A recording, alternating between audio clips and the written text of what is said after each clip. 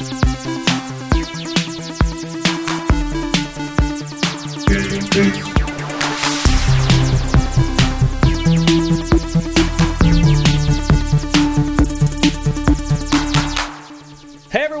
to GameFace, episode 320 on Sifted Games at Sifted.net.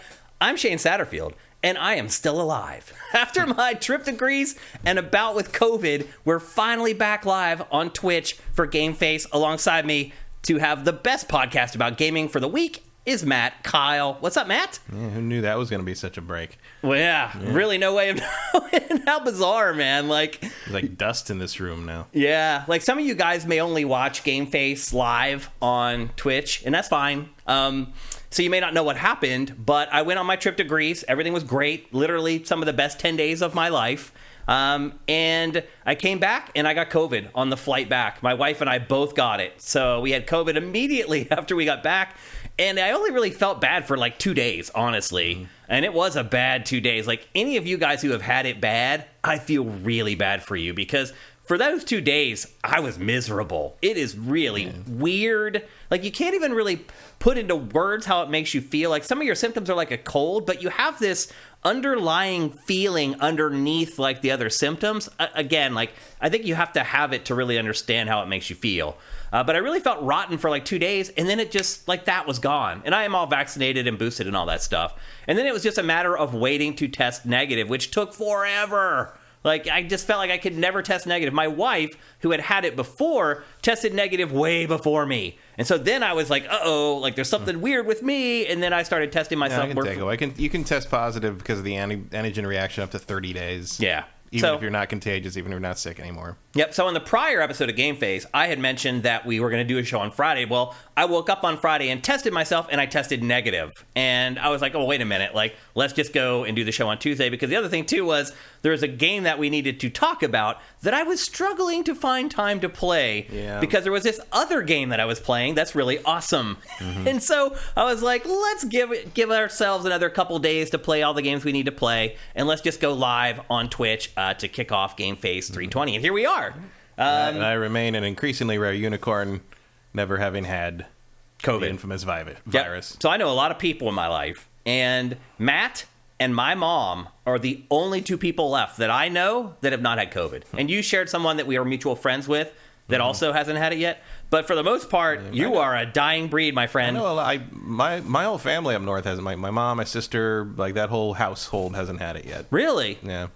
We're also just very resilient Neanderthal, like Norse Irish people. Like we have you survived the potato famine. Yeah, we don't get sick we very often. So it is good. Maybe that's helping. I don't know. Yeah, it could be. It is really good to be back doing the show live. Not the least of which is because doing the show not live is a huge pain in the ass because I have to record Matt and I on Zoom, and then the whole show has to be assembled by hand. Yeah. Well, it was easier in the lockdown days because you had the TriCaster, so you could kind of record it down as it happened. But and I wasn't going to come over here obviously until I tested negative like 4 times. Or like I was going to have to like leave the TriCaster in the driveway. Have to cruise by and scoop it up and like run away. Throw it at him with a pool. Yeah.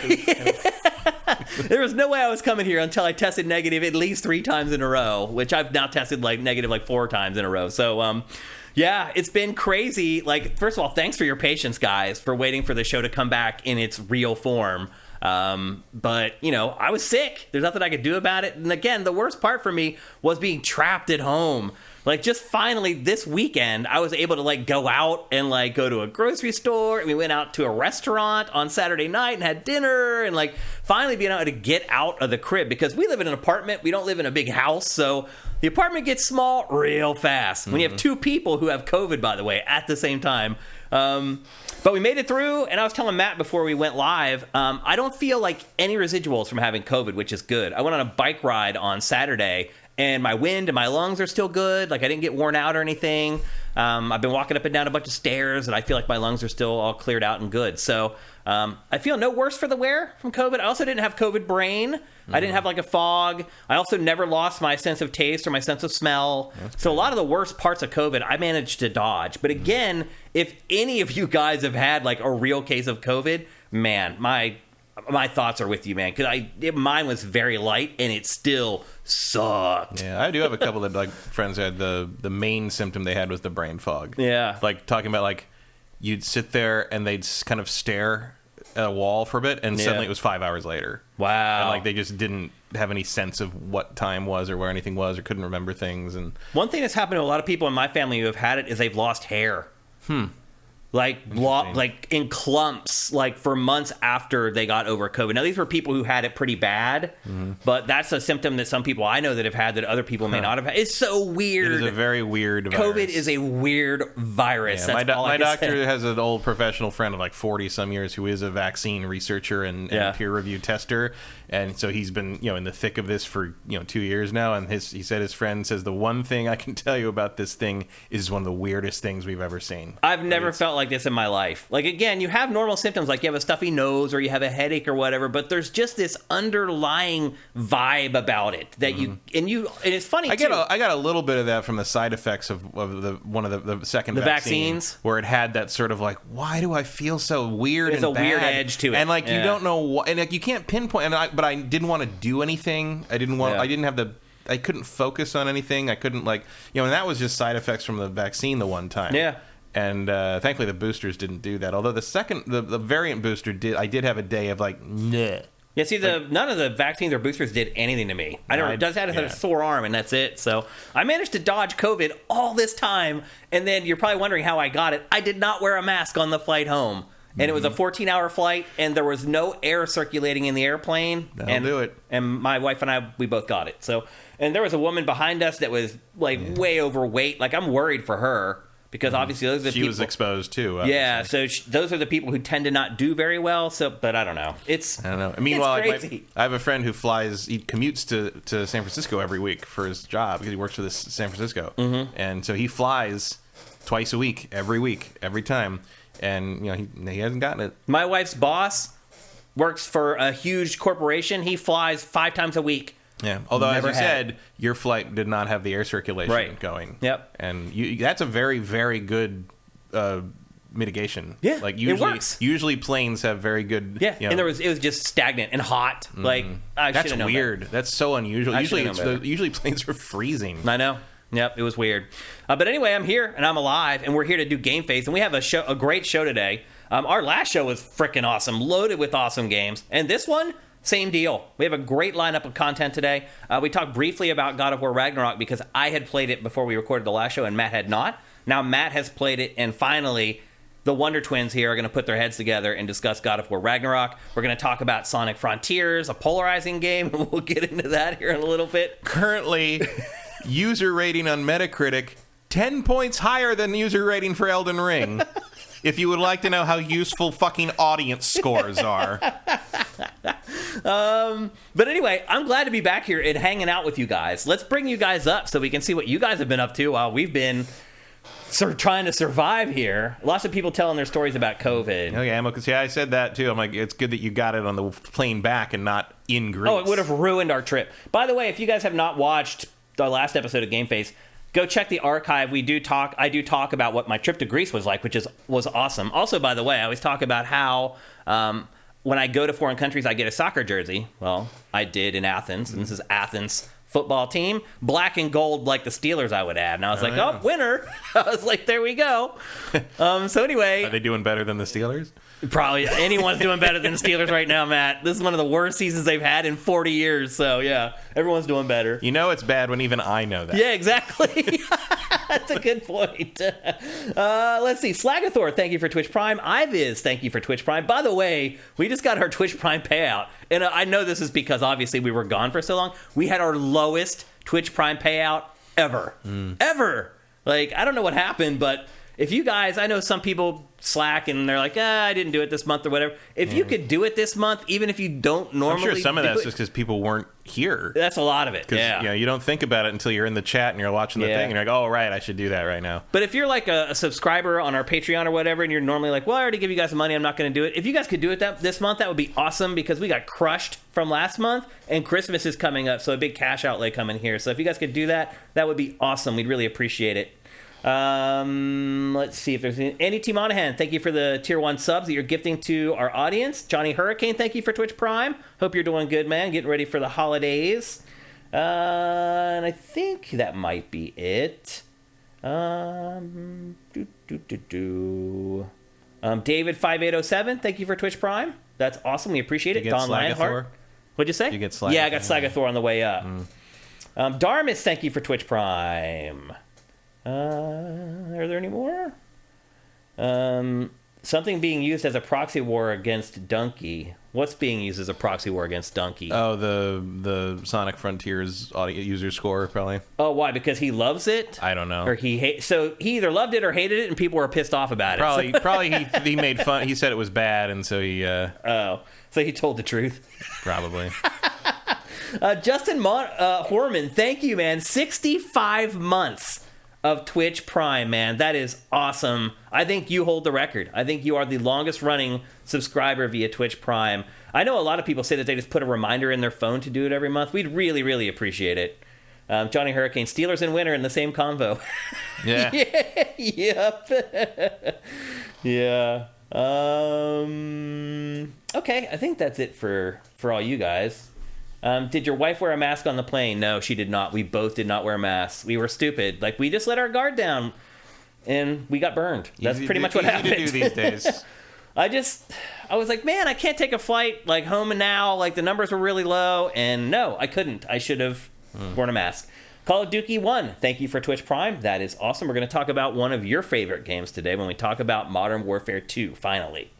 Johnny Hurricane, I will now wear a mask on a plane. Yes, everybody should. Everybody, don't let your guard down. Wear a mask on a plane. Yeah, it's if you're in a large place with a lot of people you don't know and you can't get away from them for hours on end. And there's no air blowing. Movies, movie theater, planes. Like it's I asked my doctor with his friend and his vaccination researcher friend. I'm like, he's like, have you had it yet? I'm like, no, I haven't. He's like, do you wear a mask in movie theaters and like crowded places? I'm like, yeah. He's like, that's why. Yeah, that's it. It works. He's like, it's not that it protects your, like, he's like, everyone's going to get it eventually, but you can mitigate it because the mask prevents you from having a viral load that you can't fight off. Yep. Especially if you're the best you can do if you have the vaccines and you're boosted. And I realize that's harder in like LA. A lot of people still wear them, like at the grocery store. Like, I'm sure in the places where people are going to like yell at you for wearing them, it's probably more. I'm not even worried about places like that anymore. I'm not, but like you someone out. But if you're sitting still someplace with a lot of people, put the mask on. Corey Film, thank you for Twitch Prime as well. That's awesome. There's one other user that has 65 months, and that user is Sifted Games. Before we get going, if you're listening to this show on any of the podcast services, and it's out there on all of them, and you aren't watching the show so you can't see the graphics, if you want to support us, head to patreon.com/sifted. You can pledge whatever you want. We appreciate every dollar. That would be sweet. A little housekeeping. I know we already had some housekeeping, but a little bit more. Rumors of a Horizon MMO leaked this week. I mean, I guess that's another live service game in the Sony. Yeah, of the 15 that they're making or whatever. Sure. Yeah. I mean, like, you had to work to come up with a Horizon idea I would care about less than the VR game, but you found it. Well done. Yep. Like, I'll probably play the VR. I don't know why I'd want to mess with an MMO. I mean, it's probably be free. I won't touch it. Even though I love Horizon, I won't touch it. Like, I don't find the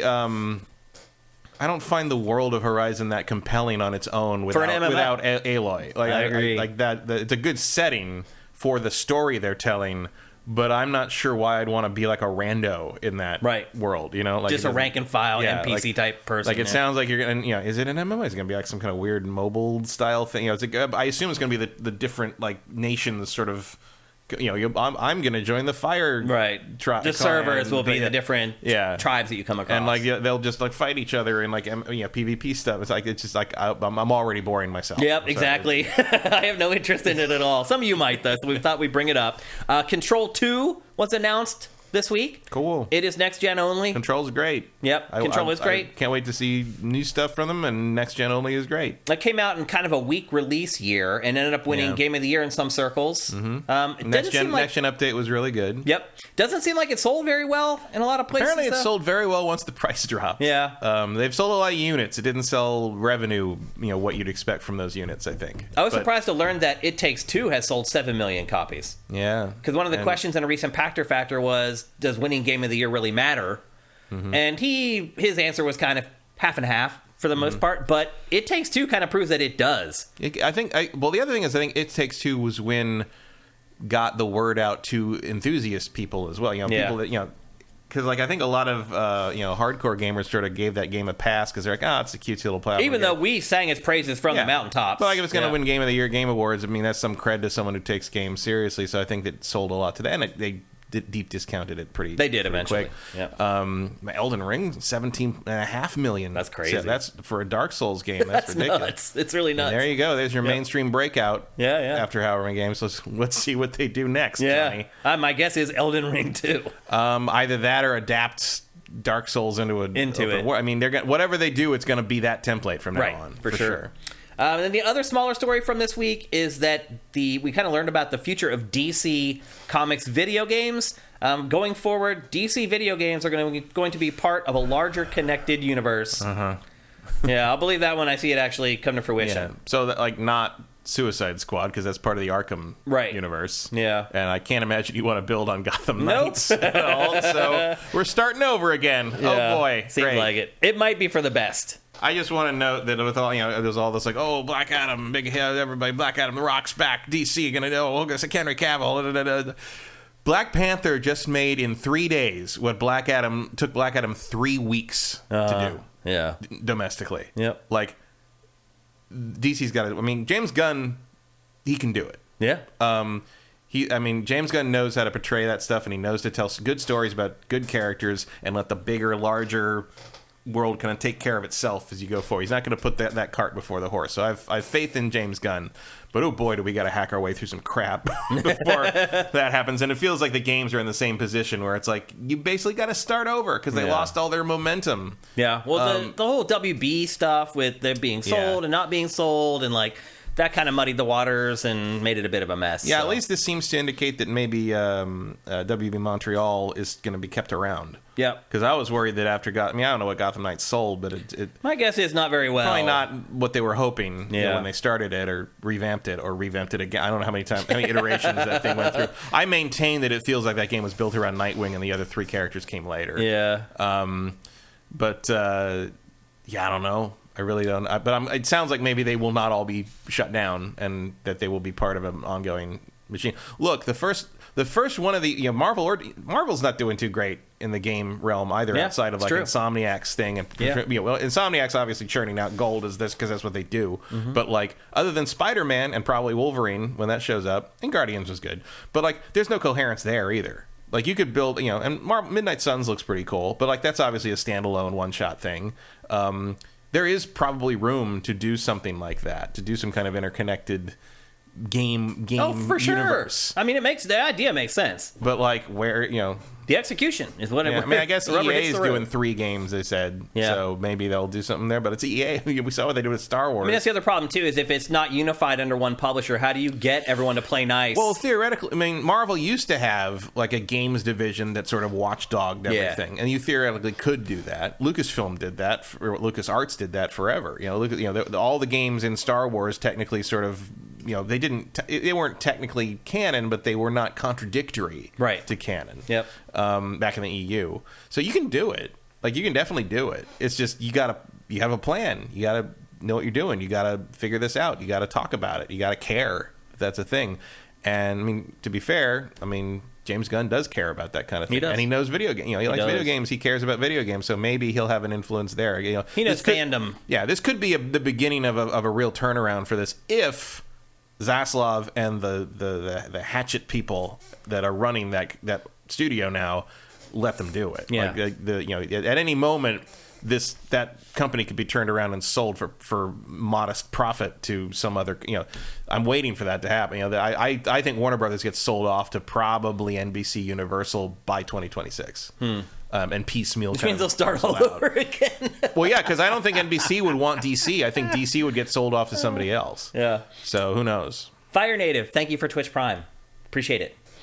We appreciate everybody who subscribes with Twitch Prime. Again, it makes a big difference, and we got burned this past month. Nobody subscribed, so we definitely need some help this month if you can. All right, Matt, let's get on with it. Let's talk about a game that I discussed last week, but you did not because you hadn't played it yet. God of War Ragnarok. I feel like our verdict on any game is not complete until you and I discuss it together. And so we are kicking off this episode with God of War Ragnarok once again. I had played a handful of hours of it by the time we talked about it for last week's show. And pretty much the big takeaway, I think, from what I said in that episode was that it felt very samey, but still very high quality. Yeah. And now I've played, I think my last save that I looked at, I'm like 22 hours into it. I still haven't finished it. But I'm a long ways into it. I've played a metric ton of God of War Ragnarok at this point. How far are you, roughly? Not that long. I mean, I don't know how hours because I leave it on pause and it still counts the time. Yeah. So it says I'm like 9, 10 hours in, but I know I haven't actually played that amount of time. But I'm like on the third world. Okay. Basically, like third major shift in location after you leave Midgard. So I'm slowly building out the gateway, basically. Seems like there's a lot more to go. You've got a lot more to go, my friend. But I feel like I'm 20 some hours into it. I don't feel like the game's even starting to wrap up yet. Like, I don't feel like I'm even getting hints at the end game at this point. It is a big boy. So yeah, right, even now it feels like, so this is still warming up the first act of your standard story structure. Yeah. So they went big for sure. They did not waste any time in the 4 years since the first one. Yeah. They have been putting a pretty big thing together. It's really good. I will say it's not grabbing me the way the first one did. I tried to say that as nicely as possible because I had only played 5 hours of it, and I didn't want to put that opinion out there until I was more sure of it. Yeah. But now that I've played 20-some hours, I will wholeheartedly say it now and agree with you 100%. And it's just like, I can't quite put my finger on it. I can tell you why now, having played a lot more of it, is that there's nothing... It's just literally a continuation of the last game. Yeah. There's no new plot movements. It's still, even 20-some hours in, it is still resolving things that happened in the first game that went unresolved. That's true. And so there's not like this new narrative or this new thing. Look, Atreus, and people complain that we've been saying his name wrong. How do you say it? What, Atreus? Atreus. Somebody got really salty about us not saying Atreus. You want me to use his other name? Exactly. And spoil everything. He's still a snot-nosed kid like he was in the last game. Although I do enjoy that he talks back to Kratos. Yeah. I like that he makes fun of him a couple of times. There's a couple times he does his impression of him, which is very funny. Yeah. And I like that Kratos is willing to let him do that to a point, and there is one thing where he goes a little too far, and I was like, oh, that's too far, and he's like, you will not talk to me in that manner. I was like, yeah, no, you won't. Well, I think Atreus Kratos says Atreus. He does. I think that he's starting to understand that he's also very powerful. Yeah, he's just not quite. That's really the thing that this game... That's the story that this game tells. Yeah. Well, it's the coming of age. A lot of the stuff with Kratos, and he sees himself in this kid. Like, he realizes that, like, there's a bunch of sections where Atreus is making arguments about, the use of power and the use of violence that Kratos from God of War 1 through 3 would have agreed with. And this Kratos does not. Yeah. And... it's a very Christopher Judge his performance on this is exceptionally good because you just get through his timbre that he doesn't like what Atreus is saying. He doesn't want Atreus to believe these things, but he knows how it feels to believe those things, and he knows that nothing he says is going to stop Atreus from believing those things, and he knows Atreus has to go through shit to learn that. He just, as a parent, he doesn't want his kid to have to do that. And there's a couple of really nice exchanges that sort of reflect that parallel-wise with, I think, where there's a point where he asks him, like, was your childhood growing up and training as a Spartan, was that really hard? And he said, yeah, it was. He sucked, it was. yeah. And he's like, how come you didn't train me like that? Did you think that I couldn't take it? And Kratos says, no, I did not think you should have to. Yeah, why? And it's like, and then Atreus says, oh, thanks. Yeah. And it's like, that's a really good insight into There's a lot of Kratos thoughtful is. banter between the two of them. One of the things I'm most pleasantly surprised by in this game is how quiet it is. Yeah. In the cutscenes. The cutscenes are not, there are big bombastic set piece things that happen, but a lot of the cutscenes are broken people talking to each other about things. And some of it is really heartbreaking. Yeah. Like this is a very sad game. Well, it's like what's the disembodied head? Mimir. What's his name? Mimir? Like, people run into him, and they don't realize what happened to him. Yeah. So they're like, where's the rest of your body? Like, the one guy sees him and, like, runs away, and is like, oh, my God, you've killed him. And it's like, no. Like, he's like, no, brother, I'm all right. Yeah. Oh, now we gotta chase him. And I will say this, too. Like, there's some cutscenes with the head that are just, like, absurd. It's like they're standing there having this serious conversation, and there's Kratos holding the head up. Yeah. It's like, there's another scene where they're eating dinner at the table, and the head's, like, sitting on the table. Like, it's... Yeah. But it's also like that's mythology. Yeah, like I feel like they got like painted themselves into a corner with that character, and now they're just like, well, we just got to do what we got. But I like that absurdity of it. It reminds you that everything is very weird. Yeah, like, and I actually like a lot of the unorthodox takes on some of the, like Odin basically being like a CEO, right? Like he's a fast-talking middle manager. He's trying to work a deal. He's trying to get. He's got appointments. He's got to get to. It's really good. Yeah. Like it's like there's a weird, almost modernist element to some. It helps relate the characters to people today. Yeah. And like you kind of. And there's been moments where I'm just like, should Atreus really be saying cool right at time? But then like you're just games do that with me. But you kind of assume that it's like it's whatever the ancient Norse equivalent of cool. You're translating it for games do that all the time where they say, and it does bother me where they say words that you're like, wait a minute, that's from like 1998. Like it's also a technique of like how Atreus and some of the others talk like that, whereas Kratos has a more archaic way of speaking to indicate that he is very, very He's old school. Yeah, absolutely. How do you feel about the gameplay so far? I mean, it's very similar, obviously. I will say this, and I haven't played the original in a while. I feel like I get like hit in the back a lot more in this game. I feel like I feel like I'm doing a lot more work trying to stay on one side of the enemies, and I get blindsided more often in this than I did in the first one. I've died a lot more in this than I did in the first game. I've definitely died a lot more in this one. Yep. Through like fighting things that I know I should be able to handle, but it just doesn't quite. Or they catch you at the wrong time, or one of them uses projectiles. That always throws a. Projectiles are sometimes, but mine was like early on. You run into these like kind of little mini bosses called the Hungry, and some of those fights, and I know I'm doing the right amount of you played video games long enough. You're like, okay, I'm doing enough damage that I can beat these guys if I do it right. Yeah, and there have been times where I'm like, that guy just took my whole life bar out in with 2 a couple hits. Chops, yeah. And 2 hits that I had no real way around. You got to use the shield way more in this one. Oh, I have the shield that does the parrying because I'm good at that because of Dark Souls. Yep. But like, there's times when it's like, okay, I parried the yellow attack. And it stopped him in his tracks, and I got the stun. Great. And sometimes I'll parry the yellow attack, and he just keeps going. Well, this also doesn't suffer from the Assassin's Creed syndrome, where the enemies stand around and watch you kill the other enemies. No, they keep going. They keep attacking while you're fighting with the other enemies. And in the end, the answer is you got to use all your abilities. Yep. You got to be ready to use your. You can't be afraid to use the stuff that cools down. You can't just like go in because you could go in the first game and pretty much just use your basic melee attacks and get through almost anything. This one, you really got to use what you're using, and it means that what you're choosing as your light and heavy runic attacks matter more. So I get that, and eventually I kind of pieced that together. But early, like they go around you and flank you a lot more, and on you got to roll hand, a lot. Like the sound effects help a ton. Yeah, and because you'll get like an auditory cue that an enemy's about to attack. The cue, the other characters will call out and stuff, and so I'll just roll real quick to try to get away. Yeah, and you get the arrows. I mean, all the information is there. It's just not as satisfying to me to have to constantly be on the move like that.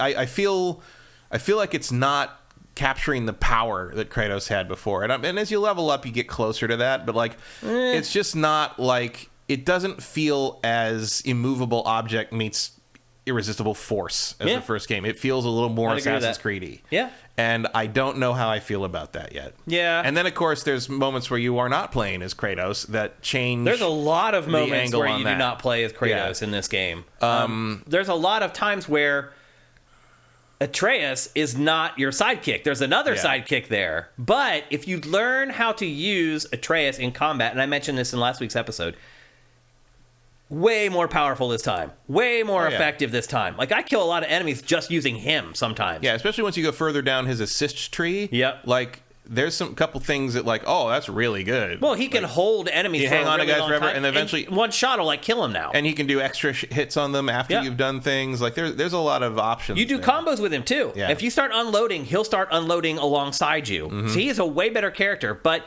so you learn how to use the sidekick using him, and then later on in the game, you have different sidekicks, and the strategies still apply. There have just been times when I found myself sort of wanting the old God of War camera angle, because it lets you see more of the battlefield. Yeah. And I never felt that way in the first game. Yeah. Like, I feel like the sometimes the camera feels a little claustrophobic that close to, and behind him. Well, I think part of that, and he doesn't too, turn very well. He so doesn't. It's There's hard no quick to get around. turn that I found either. I don't think so. And the other thing, I think the reason why that's so prevalent is because of the verticality that I talked about in last week's episode, because you now have the hook shot that you can get up to cliff faces really quickly. There's a lot more like going up and down walls, and that makes it more difficult for the camera to give you the better view. Yeah. So I think that might be playing into it a little bit. There's a little bit, also a little bit of I feel there's a little bit, I kind of wish the camera was not that the camera was smarter, but like, because you have to aim the camera at the thing you want to interact with, and sometimes I really want, like, I know there's a hook shot up there, I've been up it 4 times, I just want to hit the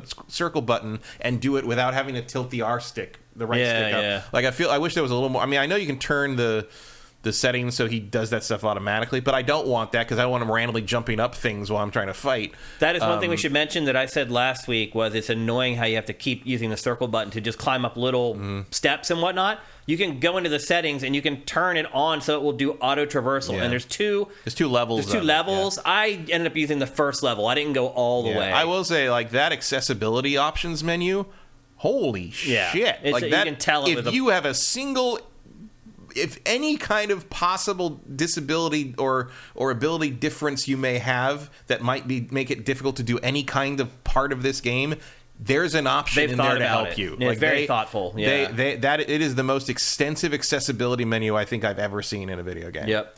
And Sony's first-party stuff has been doing really good on that already. Yeah. But this is just next-level stuff. Yep. Really, really impressive. But the game doesn't really mix stuff up that well. We did talk about how there's other characters that you play as, and there's other sidekicks that go on quests with you. But also, I do think it's a little cutscene heavy in the first hour or so. It is. Like, all this B-roll that you're seeing right now is all from the first hour, so you haven't seen a whole lot of combat, because it really does just try to catch you up and then get the story going in the first hour of the game, instead of bringing in a lot of the combat. But eventually, also, it does get to the point where, just because we're looking at this, I think her character model is terrible. Yeah. Like, she looks weirdly out of place. When I first saw her in that, I mentioned this scene last week. It was like, what is that? I mentioned how some of the characters don't look like they fit in the universe. And it's not just her. There's a couple other ones. Yeah. And I know she's a dream. Right. But still, in this sequence here, I don't know. Like, it was weird. I thought that was weird. Like, but so I'm 20 some hours into it, and the story is still resolving stuff that happened in the game from 2018.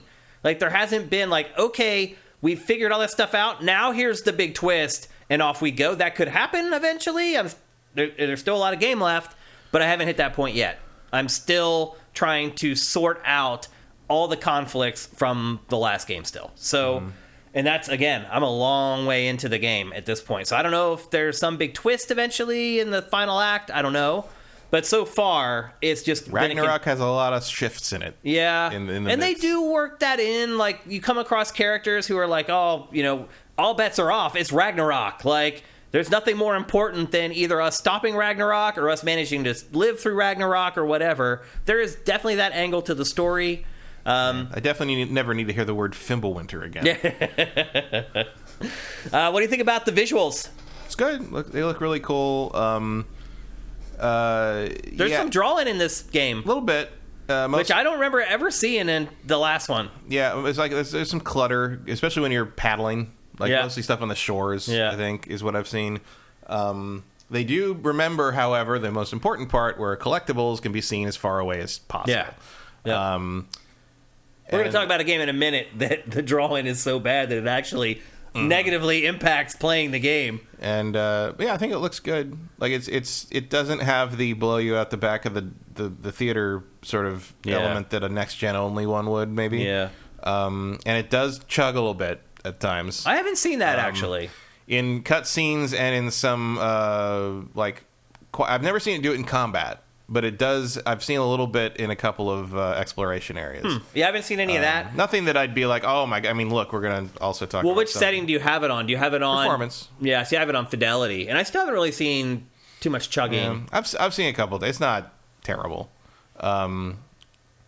But yeah, it looks really nice. It's a really good looking game, but again, it is comprised of these relatively small areas compared to like open world games. It should look amazing. I mean, they got some, there's some very large things that show up and look very impressive.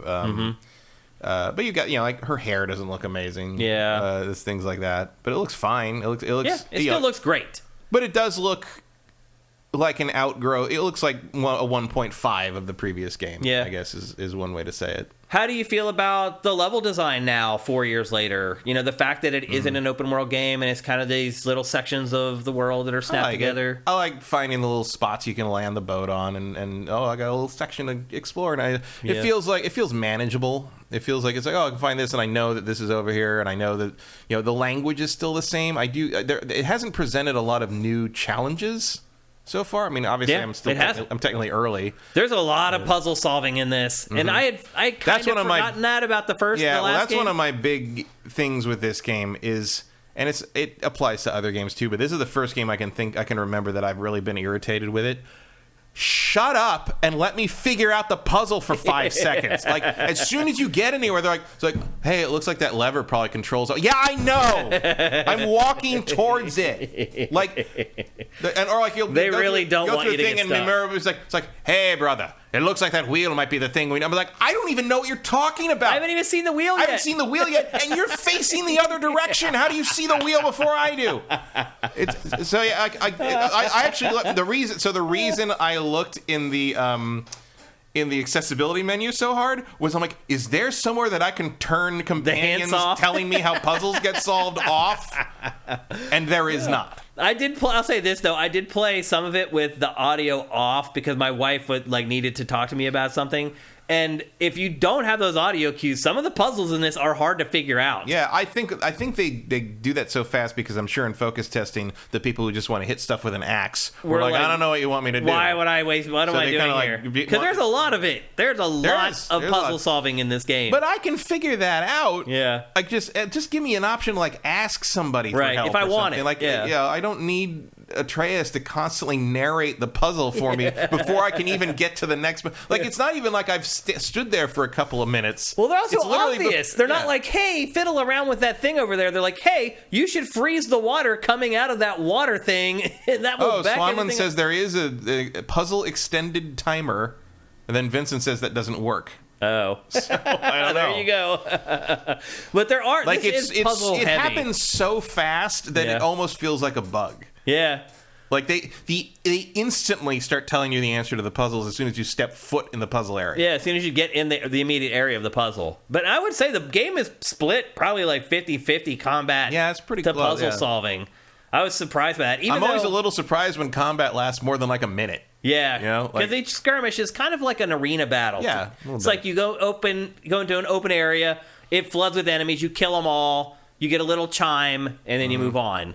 And I would say this, I do feel like this game does feel a little dated now, Matt. It's 4 years later from the 2018 game, and even in 2018, this kind of a design was kind of already a relic of the past. Now it really does feel like an older game. I will say that I don't think there's a lot of games like this. Not anymore, no. I don't mind that it still does that because I'm like, if I didn't want to play this, what would I play instead? I don't know. Yeah. There's nothing else like it right now. So I don't mind that, but it does feel so familiar that there's an element of like, oh yeah, I know what's going to happen now. And so what I'm left with is like the interest of seeing what happens to the characters next. And as you say, this one's a slow burn. It is, yeah. One thing I do also appreciate is, and it isn't as prominent because obviously they don't design levels around it because it's not the first game. you can still do all the things you could do in the first game when you were fully powered up by the end of the game. Like all the every once in a while you will run into the things that were like the obstacle types that kept you away from things for like 14 hours in the first game, and now you already have the ability to just destroy them or get them out of your way instantly, which I think is really fun. I think that's cool. Like I like that they kind of make a point that they can still do those things. Although there is a moment where the blacksmith dwarf is like, "Where's all the armor I made for you before?" And Kratos is like, "I used it." Yeah. And he's like, "Well, try not to get these destroyed." He's like, "No." Yeah. Like Kratos is very, very funny in this. He is. In a way he has some great one-liners. Really before. Yeah. And part of that is because Atreus and Mimir are familiar and kind of, Atreus isn't afraid to sort of play with him a little bit. And I think that's a good he ribs him. change. Because it's funny. But I think Kratos also in this game is coming to terms with the fact that Atreus is not going to ultimately be a pushover either. Like he's his son. He's starting to understand that like he's going to be really powerful, and you see the respect start to be reciprocated back towards Atreus in this versus it was a one-way street in the prior game. Kratos has accepted that he has to like let Atreus spread his wings a little bit. And Mimir or whatever, the disembodied head, the dialogue that he has with Kratos is also pushes him in that direction. He tells him all the time, look, you need to let him learn. Yeah, they're co-parenting a little bit. Yeah. It's fun. It's a great game. There's no denying it. Like, I have been hooked on this game for the last week, and it made it very hard to put it down and go play other things, because you start playing the other things and you realize the craftsmanship compared to this game is an effing joke. Like, there's the little details that you can tell. They spent 4 years with a really talented development team working, grinding on this game. You can see it clear as day, all the work that has gone into this game.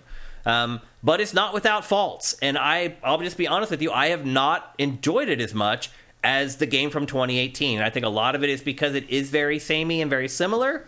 And in a lot of ways, in all the best ways, the best parts of the 2018 game are absolutely here, but it's lost that ability, that shock and awe that the first one had. And to our points we were making earlier, I feel like the story is constructed in such a way that hasn't kind of helped abate that feeling. Yeah, and I think it'll generally work overall. I do know that they've talked about it being a trilogy, and like the next one's going to have to be very different. That was kind of my closing question. Yeah. Is will this be good enough in another 4 years? No, I think, and look, just from what I've already seen so far, I think this is going to end in a way that sets things up to be very different. I am very nervous.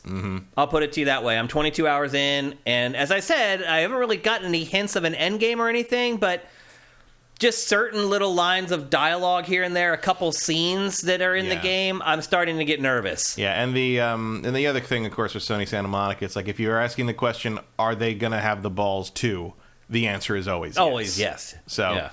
Not saying anything, not spoiling anything. Yeah, I don't know what happens yet. But like, I do know that if I were telling this story, the third game would be a very different beast from the first two. Yeah, just by nature of what the narrative would have to be. And like, you change it around, and then from there you go forward into a very different world. Yeah. I do hope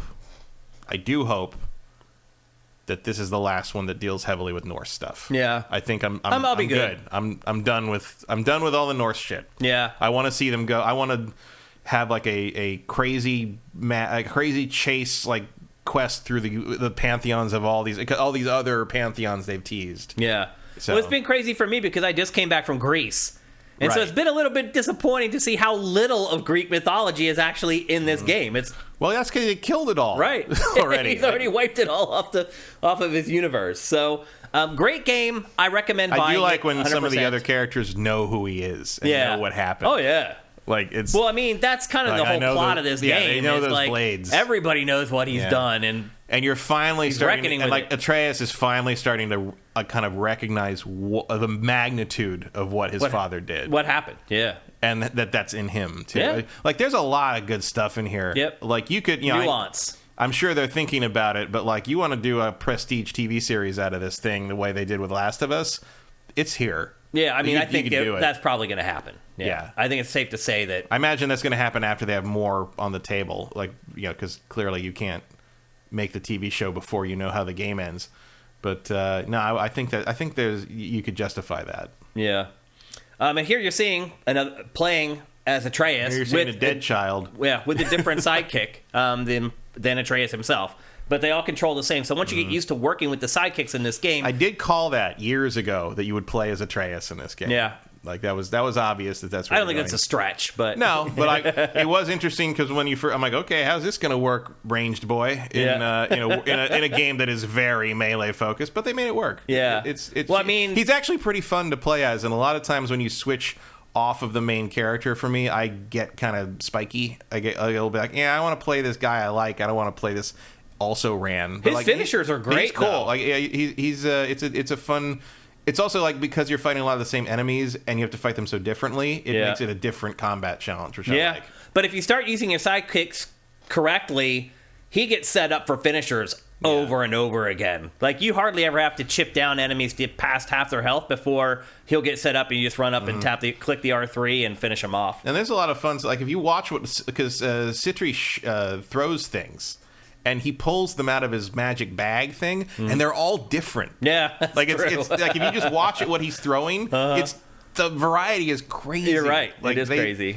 Yep, a lot of attention to detail in the game. Yep, and that's what I loved about the first game, and that is absolutely here as well. So Matt, I mean, I don't think I'm going out on a limb here to say that we both recommend buying this game. Oh yeah, yeah. I mean. The craftsmanship in this, you rarely experienced this level as long as you weren't expecting like them to completely reinvent the wheel, which would have been pretty silly based on the videos we'd already seen. Yep. It's exactly what you think it is, and it's exactly as good as you expect it to be from Sony Santa Monica. Yeah, but I do think this is kind of my last pass for this franchise. Yeah, the next one needs to be a different thing. I mean, you don't need to reinvent the wheel completely in terms of like perspective and how the gameplay, but you need to do something very different with what you're doing, where you're doing it, and how you're doing it. Yeah, it needs to be a reinvention on the on kind of the nature maybe of like between Assassin's Creed and Assassin's Creed Origins. Yeah, that's a good analogy, I think. Maybe not change the genre necessarily, but like something needs to really shift. I mean, I think it probably needs to be open world, like a real open world game. Maybe. I mean, I think it probably will be. I don't think we need to worry about that for another 4 years or so.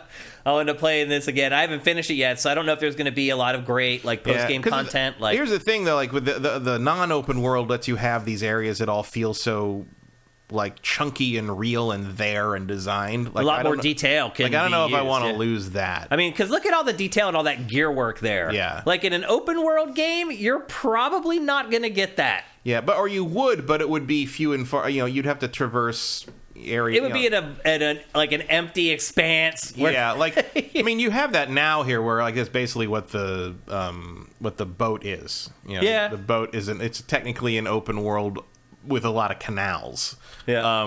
You know, I think just the other way around would be to just do it as like, you know, horse or something, or I don't know, whatever mythological creature you decide to have Kratos or whoever ride. I don't know, like I don't know, like to me, I'm not thinking like reinvented as a open world game. I'm thinking more like, I don't know. It's hard to kind of verbalize what I'm thinking, but it just needs to feel very different while still being the same series. Yeah. And well, I think it's not as drastic as between obviously God of War 3 and this. Yeah. But like, I don't know, like I think you've gone as far as you can go with Kratos and the boy. Like they're journeying together. I think organically that's going to happen. Yeah. We'll see. So. But it feels like it's kind of heading that way. I mean, in my head, I imagine that in the third game, Kratos is the antagonist. So, well, you know, I feel like in the end, you got to fight the God of War.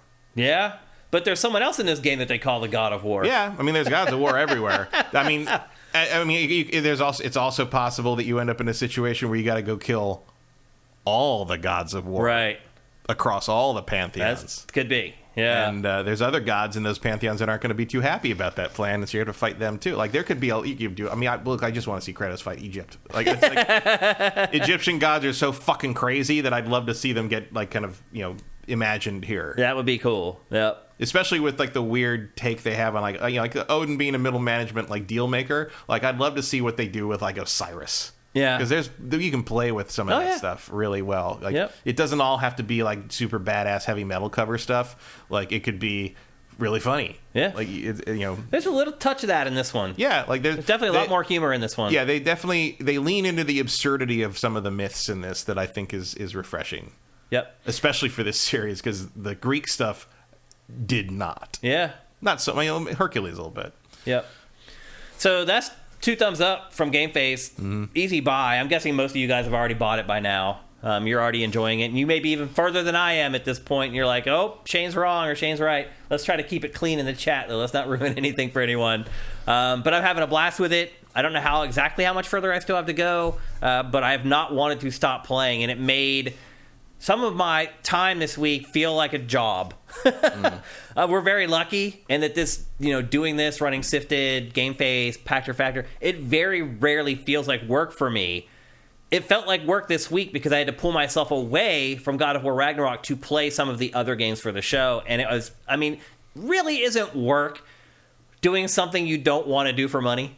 Mm-hmm. Isn't that what work is? Usually. Yeah, typically. So I had to do a little bit of work this week to play some other games because I am enjoying God of War Ragnarok so much. So, we tend on GameFace to try to point out a lot of faults because there are some people where specific faults are deal breakers for them. And if we bring something up, that may tell somebody that they don't want to play the game at all. So we do tend to bring up a lot of faults on GameFace, but at the end of the discussion, we always finish up with our recommendations. If you're annoyed by Aloy pointing out how you get through puzzles, this thing's going to drive you up the fucking wall. Yeah. Like, it's the worst.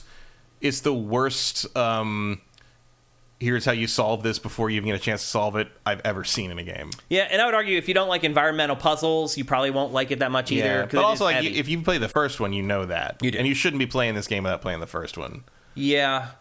I'm impressed by how much the game just assumes you already know how to play. Yeah. Which game's better, 2018 or this one? I don't know yet. I'm inclined to think it'll be the first one. I've played 20-some hours of this. I wholeheartedly believe the first game is better already. Like, I'm going to have to see, because, I'm right now, I'm not far enough to make that judgment, but I do feel like we're kind of in an Arkham Asylum, Arkham City situation where it's going to depend whether you like, fast and very tight. Specific. Or, like, big and sprawling. Yeah. Because they're so similar in other ways. So, like, Yep. I prefer City to Asylum, but I understand why someone would like Asylum, because it's so, there's not a wasted inch in that game. Yep. So, like, I don't know. I think it's going to come down to, like, what you value more. Maybe we'll come back to this in next week's episode once Matt's had a chance to play even more of it. Mm-hmm. And just spend maybe 5 minutes in the show open or close talking about it. Actually, maybe we should go and check the chat and see what people are saying, because I think your opinions have a lot of value, not just for us, but for the people who watch GameFace in the archive on YouTube or wherever. Oh, Henry Pumpkins, thank you for Twitch Prime. That's awesome. Mike's Q, did you see that you can change the traversal options? Yeah, we mentioned that actually, that you can set it up for auto traversal in a lot of cases. And we did not know that last week. Lestevid, thank you for Twitch Prime. 31 months. That's quite a run you got going there. Thank you, man. Sneaky, what's going on, man? Hope you're doing good. Would you rather This Is the Way It Is, the same but fantastic, or something new and different but meh? Well, I would never choose meh over this. Yeah. Never. But you can do something new and different and make it awesome, because that's what God of War in 2018 was. So it's very possible to do it, and they've proven that they can do it already. This studio has proven that they can do it. So I don't think it's one or the other, but to answer your question, yeah, I'd rather have the same but fantastic if the different is meh. Cinetai, this is subjective, but do you feel like the game was held back by being cross-gen? Yeah, I do a little bit. Absolutely. Not really, no. I think visually it has. Maybe visually in terms of like some of that, but like overall, I don't see what you'd have done differently that could only have been done on PS5 outside of visual bells and whistles. I think game design wise, it would have been the same thing. I mean, I think that they were going to design it this way no matter what, because it's a sequel. Also, as we said last week, I'm pretty sure they thought this was going to come out like a year earlier. Yeah. But I do think that if they decided to go the open world route with the next game, that the fact that I'm assuming the next game will be a PS5 exclusive, I think the hardware will help in that endeavor. Yeah. And you don't know, maybe they could make it open world with that. Yeah. Sneaky does bring up something that's interesting. He says, gameplay-wise, it's held back. Those crawl spaces that slow down path things they do. Yeah, I mean, they're less loading cracks. Liberal Hack brings it up. There are cracks in the game that you crawl through where they're loading the next section of the game, which is ridiculous. Like, that should not have to happen in this game on the PlayStation 5 particularly, but because you're also making it for PS4, you have to do it that way. Yeah, so but they also walk a lot faster in those sections than they did in the other games. That's true. Yeah. I mean, I am a little oversensitive to those kind of things. Just like, certainly in Final Fantasy VII Remake, that half ruined the game for me. Yeah. The other half being the story. Yeah. Not a problem here. But yeah, it's not super bad. And I like that they do sometimes find ways to justify it. Like, I like that, like, we got to duck through this tunnel and duck under this thing because they're dwarves here. Yeah. And so they're short, so they aren't built for a 6.5 foot tall Greek guy. You know, so it's fine. It's not a deal breaker ideal or anything. Yeah, it's not a deal breaker, but it's also not ideal. But like you see it sometimes. Yeah, yep. But otherwise, it's a great game. Highly recommend going out. Again, it's a very large game, so you're going to get your money's worth if you go and buy it. You're not going to buy it and then be done with it in a day. And I mean, I've been like dedicated to this game since we talked about it last time, and I'm still not done with it. So it's definitely worthy of your money. I'm having a blast playing it, and I can't wait to finish it. And hopefully I do that before we talk next week. But maybe not, because I have to play games like this next game, which is Sonic Frontiers. Talk about a brand new take on an old franchise. Sonic Frontiers is an open-world Sonic game, which when I first heard of the idea, I thought it was completely idiotic and absurd. And then we saw some footage of the game and we read some previews where it started to maybe make a little bit more sense. And then I played it, and now I feel like I'm somewhere in the middle. Like, I don't hate it, but I don't know that it works. I think the open world stuff works for the most part better than the combat. Okay. All my issues with this, because I actually like running around the open world and finding weird shit. Like, you find little roller coaster sections and jump through things. Also, I am weirdly constantly reminded of Death Stranding by this game. I think because it's so gray and like kind of blank. No, I see what you're saying, because the sky's like really blue. Yeah. And then the ground is like really detailed, but it's like this gray and black, gray brown thing. And then like I see what you're saying. Yeah, and then like when you do the checkpoints that give you the map stuff, they build more like rails, and like the idea is you don't really have fast travel. You can ride the rails quickly between the checkpoint parts. And for some reason, that reminds me of building like the electric highways in Death Stranding. And like, I just keep thinking of Death Stranding when I play this game. And that's not compliment Sonic Frontiers. Like, that's not something I want to be reminded of. Well, Matt, what it reminds me of very often is Breath of the Wild. They are definitely trying to do that. I mean, it is blatantly obvious that Sonic Team loves them some Breath of the Wild. Like, the character models in this, like, the way that the interactions happen, the explosions, the open world stuff, how there are just creatures flying in the sky just that you can discover and you can get on and ride. Like, you can just tell. They're like, we're going to do an open world for Sonic, and we're going to try to do it the way that they did it with Breath of the Wild. And I would actually argue that the open world in this has far more to do. Oh, absolutely. Than Breath of the Wild's open world does. It's not just this empty wasteland where there's no stuff.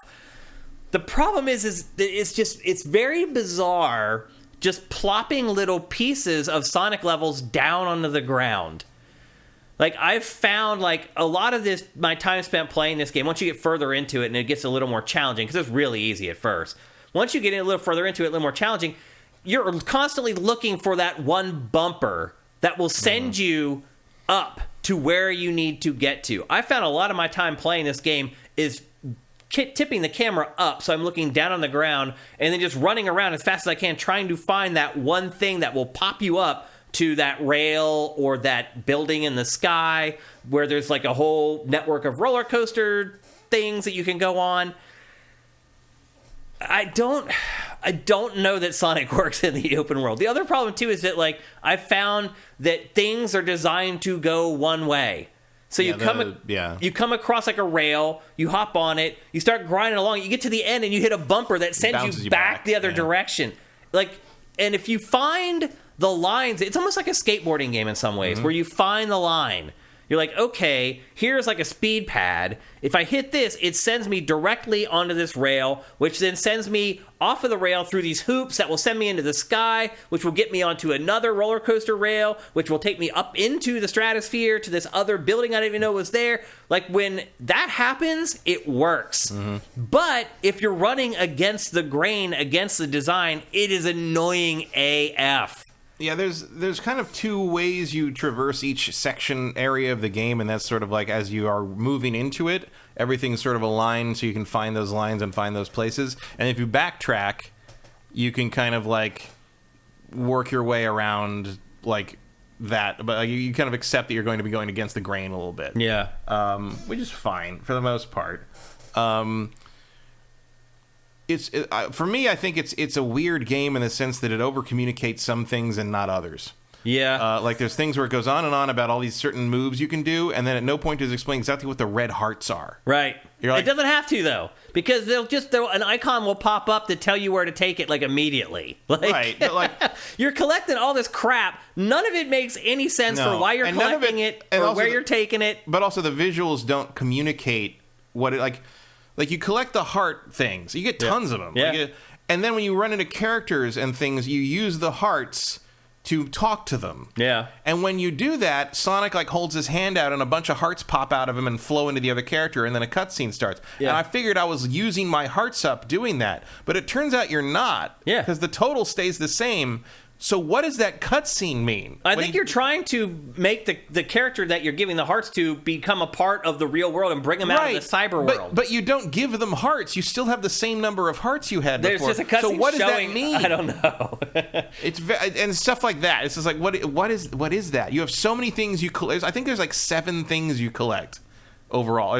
There's the blue seeds and the red seeds and the little not chow things and the heart things and the rings, and I think there's another thing that upgrades like the gear thing. Yeah, it's just on and on and on and on, and then the shards, which then let you upgrade your skill tree, and it's a lot. And then the UI, like the UI isn't bad, but it's boring. Like when you go to the UI where it shows it's like the main game is sort of like, oh, it's these things and all these roller coasters and Sonic's running around at super speed and you go to the main menu and it's like a spreadsheet. Yeah, it's like it does not feel like it fits at all. But I will say this. One of the other things, when you beat big enemies or various things, you get these gears, like these cogs, and you plug those into these temples, and they unlock Sonic levels, the fun levels. Levels. And some of these Sonic levels are fucking bangers. Yeah, they're good. A couple of these are really, really good. It still does have the same problem, though. Like, the camera doesn't keep up. I found myself, like, trying to adjust the camera while I'm going around turns because it's not showing me, like, a good enough angle. I rarely do that in the actual levels. Really? I do it in... I found myself doing that a lot. And then when I go around a turn, I end up getting caught on, like, a piece of geometry on the curve. Like, there's one level where it has a sharp turn at the beginning that I've never figured out how to navigate it without properly, stopping. without running against the wall. Yeah, I'm sure there's some way to do it. But I run it a few. I do run them a few times to get all the every objective. There's 4 objectives on every one, and I think it's finish the level,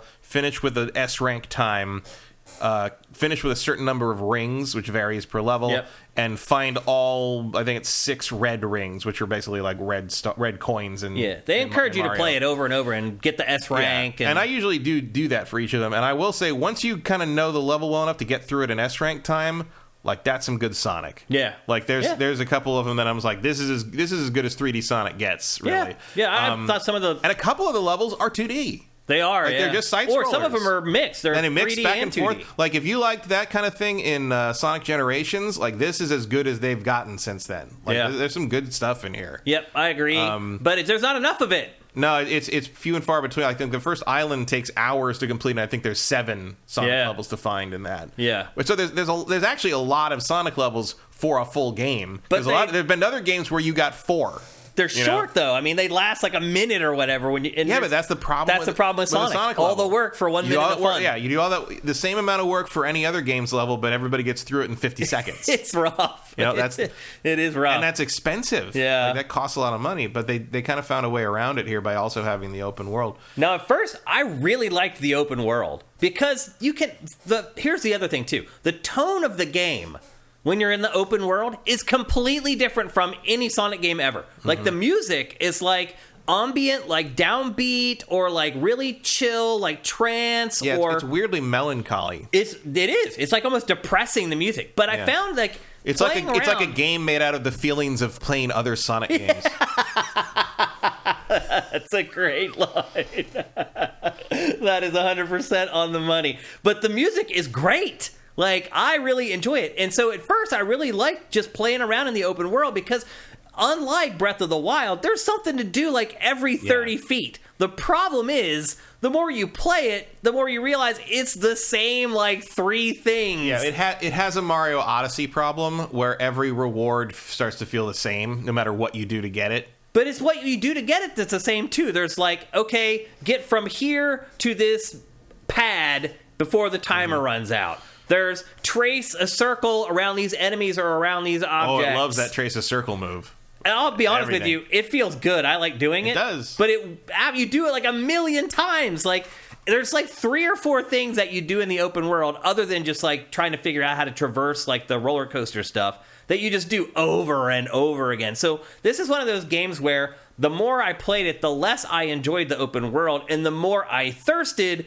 for these types of levels right here. And as you pointed out, there aren't as many as you want, and when you do play them, they last like 50 seconds. That's not even exaggerating. That's really right there, 50 seconds. Yeah, that's really how long like they last. And that's a B time. Yeah, exactly. Like, you do better. Exactly. Now, to be fair, that's the first one. Like, some of them are more involved. Oh, yeah. And, like, some of them are hard. They're real good. Yeah. And like, yeah, I do like the open world well enough. Like, it's a very good podcast game.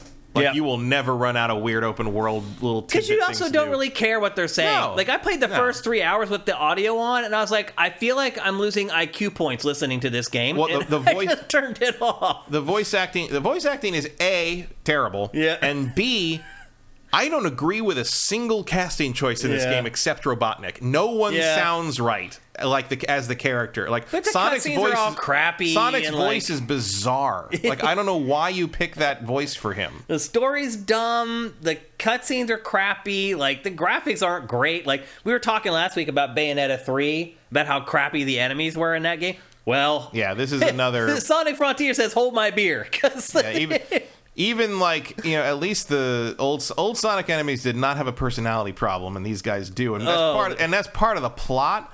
But the other thing, of course, is, you know, when you're not rolling around at the speed of sound, as Sonic Adventure 2 would say, the game controls like a squirrel on rabies. It's still crap. Like it's and when you have to actually be precise about things, which is usually happening during like a boss battle. Yeah, it's infuriating. Dude, like the camera too. Like, the boss fights in this game are trash. They are trash. Like, they're awful. And they're not. Some of it feels unfinished. Like, like the first one you meet is the big guy. You know, the big thing with the 3 tentacles that smashes thing down, and you have to climb up the tentacle. And like, I've ended up inside the tentacle. I've ended up clipping through the tentacle. I've ended up clipping through the body. I've ended up under the ground. I've had to restart. I've had the game crash. Like, there is you cannot depend on the gameplay to do what you expect it to do in the fights in this game at all. Well, the problem is, and they know it because the parry is just hold. There's no timing on the parry. Yeah. Which is like, I'm like, oh, so you know your combat's shit. Well, the problem is, anytime you hit like a bumper or a ring that you fly through, the camera wants to go top down. Mm-hmm. But the problem is sometimes it just happens accidentally, and the camera goes top down. And you're like, no, I still need to see behind my character or whatever. This game is not done, I guess is a good way to put it. Yeah, the boss battles feel unfinished. A good part of it to me feels unfinished. I don't think I'd go that far. The combat feels like it was never fully baked. That's my main thing. And usually the combat doesn't matter. Like, even fight like a mini fight like this thing, like, not too bad. Once you power up a little bit, you can. There's like Breath of the Wild art stuff. Once you power up a little bit, like, most of this combat is trivial. Yeah. But like, when you're fighting like a mini boss or a big boss, like, a lot of it is just like, it's not you versus the enemy. It's you versus the camera and whether the game agrees that you're holding the same direction on the analog stick that you think you are. Yeah. And you can get screwed up by things that can trying to jump like onto a platform. Like the angle, you're like, okay, now I need the top down angle, but no. You hit this bumper and it's behind Sonic while he's careening towards this platform, and like, judging the distance and landing on the platform is like impossible. Yeah. Well, then like it depends when they're going to show you, like, that thing there. Like, that's a minor example, but you know, it rockets you up. Yep. and instead of tilting down to show you what you're about to hit, because once you get up to the top of that jump that you just did up that little rail, you have to move forward with the boost button to hit that ring and then move forward to get the rest of the stuff. And you don't know that ring's there until you pop up in front of it. And by the time you realize, oh, I got to hit the right trigger, you start falling already. Like it does that constantly. It does it constantly. And then you got to go do it again. And then you get it right the second time, but it constantly is not showing you the situation you're about to have to deal with. So you have to memorize these tracks. And then go back in. And like, look, it's not a bad game. It's fine. I think it's borderline bad. I don't say it. I think it's so. right on the fringe. I don't think it's that bad. I think it's fine. It's okay. The thing is, I'm going to give it a little bit of leeway because it's trying something. It is. It's trying to do something. And so many, I can't remember the last Sonic game that didn't just feel like they just needed to get something out the door. Right. And they're trying to do something interesting here, and they don't really achieve it. I thought they did it first. Yeah, when I first started playing it, I was like, hot damn, like, I like this open world. And, like, I don't have to walk, like, 2 miles to find something else to do, but then you start to realize that's all there is. But I do think that, I think I've come out the other side of that disillusionment, and you haven't, where I'm like, I've kind of accepted what it is. Oh, okay. And now I kind of back to, like, oh, this is kind of, I mean, obviously it's not going to stop me from playing God of War, but, like, it's not bad. You know, they're trying something here, and I kind of like what they're after. I appreciate the effort, and I wish they'd gotten closer to what they were trying to get.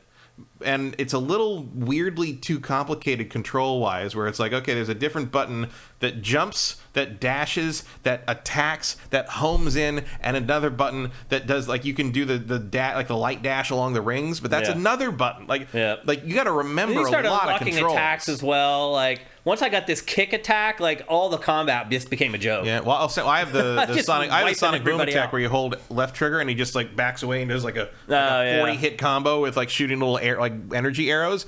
Kills everything. Like, the first boss, like, when you fight those guys again, you know, one of the difficult things is to kill little towers at the top. They got force fields around them.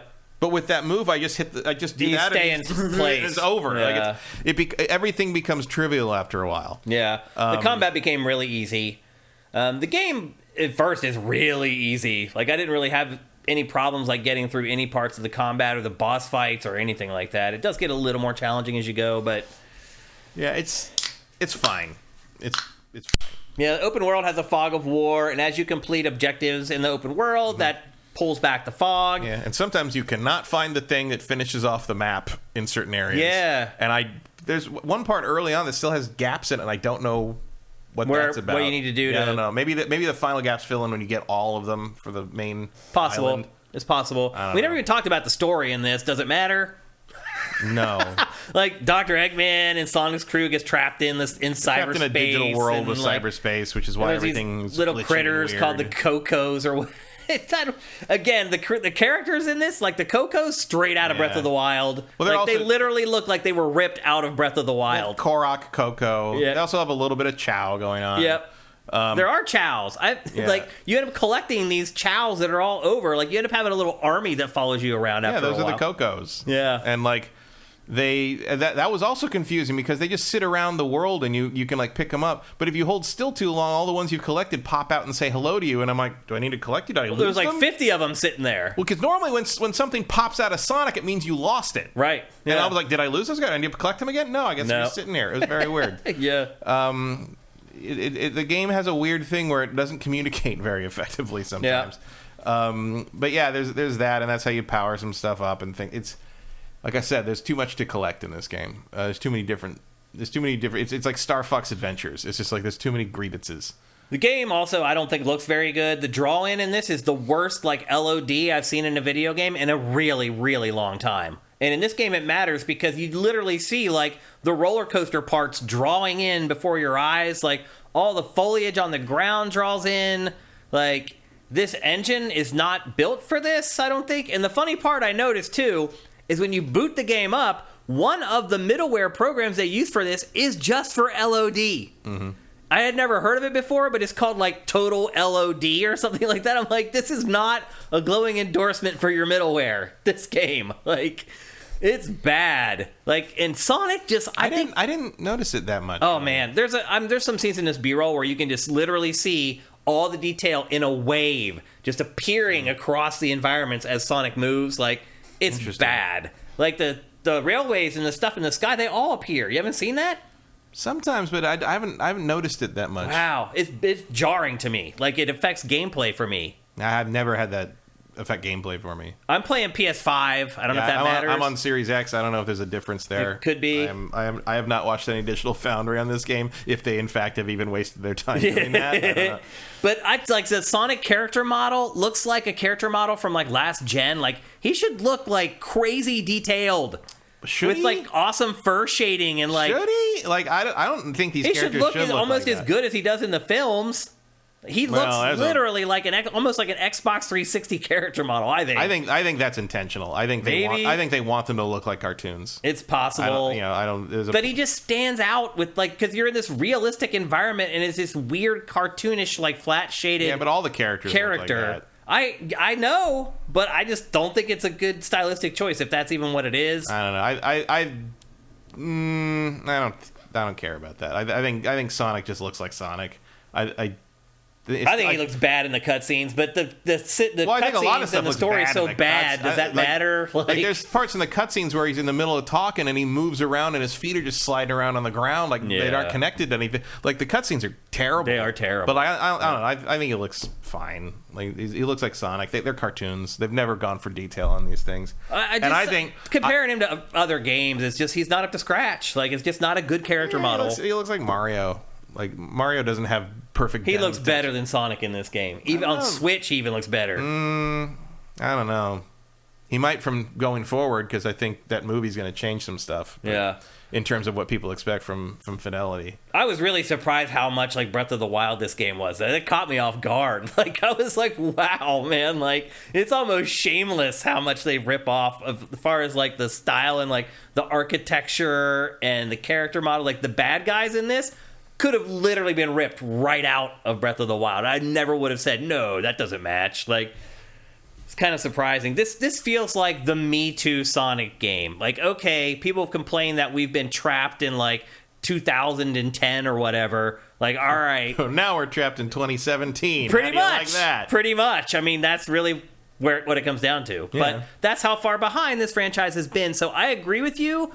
I am glad to see that they are making positive changes in a new direction, like it needed it, but it's the execution just still isn't. No, it's not. Nothing is fully realized here. Yeah, that's a good way to put it, actually. There's another thing that confuses. So, like, one of the things you're doing is you're going around collecting the Chaos Emeralds out of these big contraptions that hold them in it, right?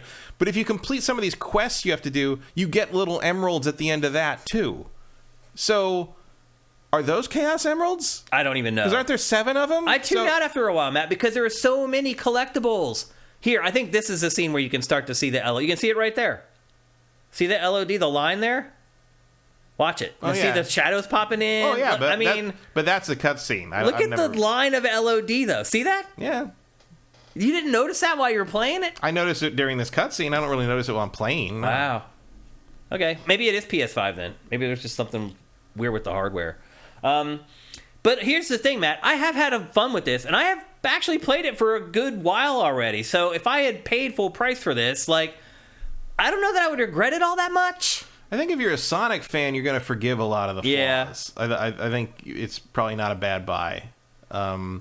If you're not, though, I probably would struggle to tell someone to buy this at full price. Yeah, I don't think this is for, like, your average, casual Sonic enjoyer necessarily. Also, the good news is I'm pretty sure this thing's going to drop like a rock by next spring, so you can probably get this pretty because cheap. You know that retailers ordered a ton of these, and I'm honestly surprised at the review scores. Its Metacritic is way off. Like, it's way too high. I don't know what these people were thinking when they played this game. Like, what did it get critically? I mean, the last time I looked at its Metacritic, it was at like 8 or something like that, and I was like, dude, that's ridiculous. It's nowhere near an 8. Like, this is like, okay, see, exactly. Like, why doesn't that bounce you up reliably to the level you need to be at? It's so annoying. All the time. And then I just clipped through it and just started attacking. The boss fights are garbage. Just garbage. They are unfinished on a level that is hard to put into words until you really have to struggle with it. Yeah. And also, you got, like, there's things like this. Like, so these are the little Chow equivalents, basically.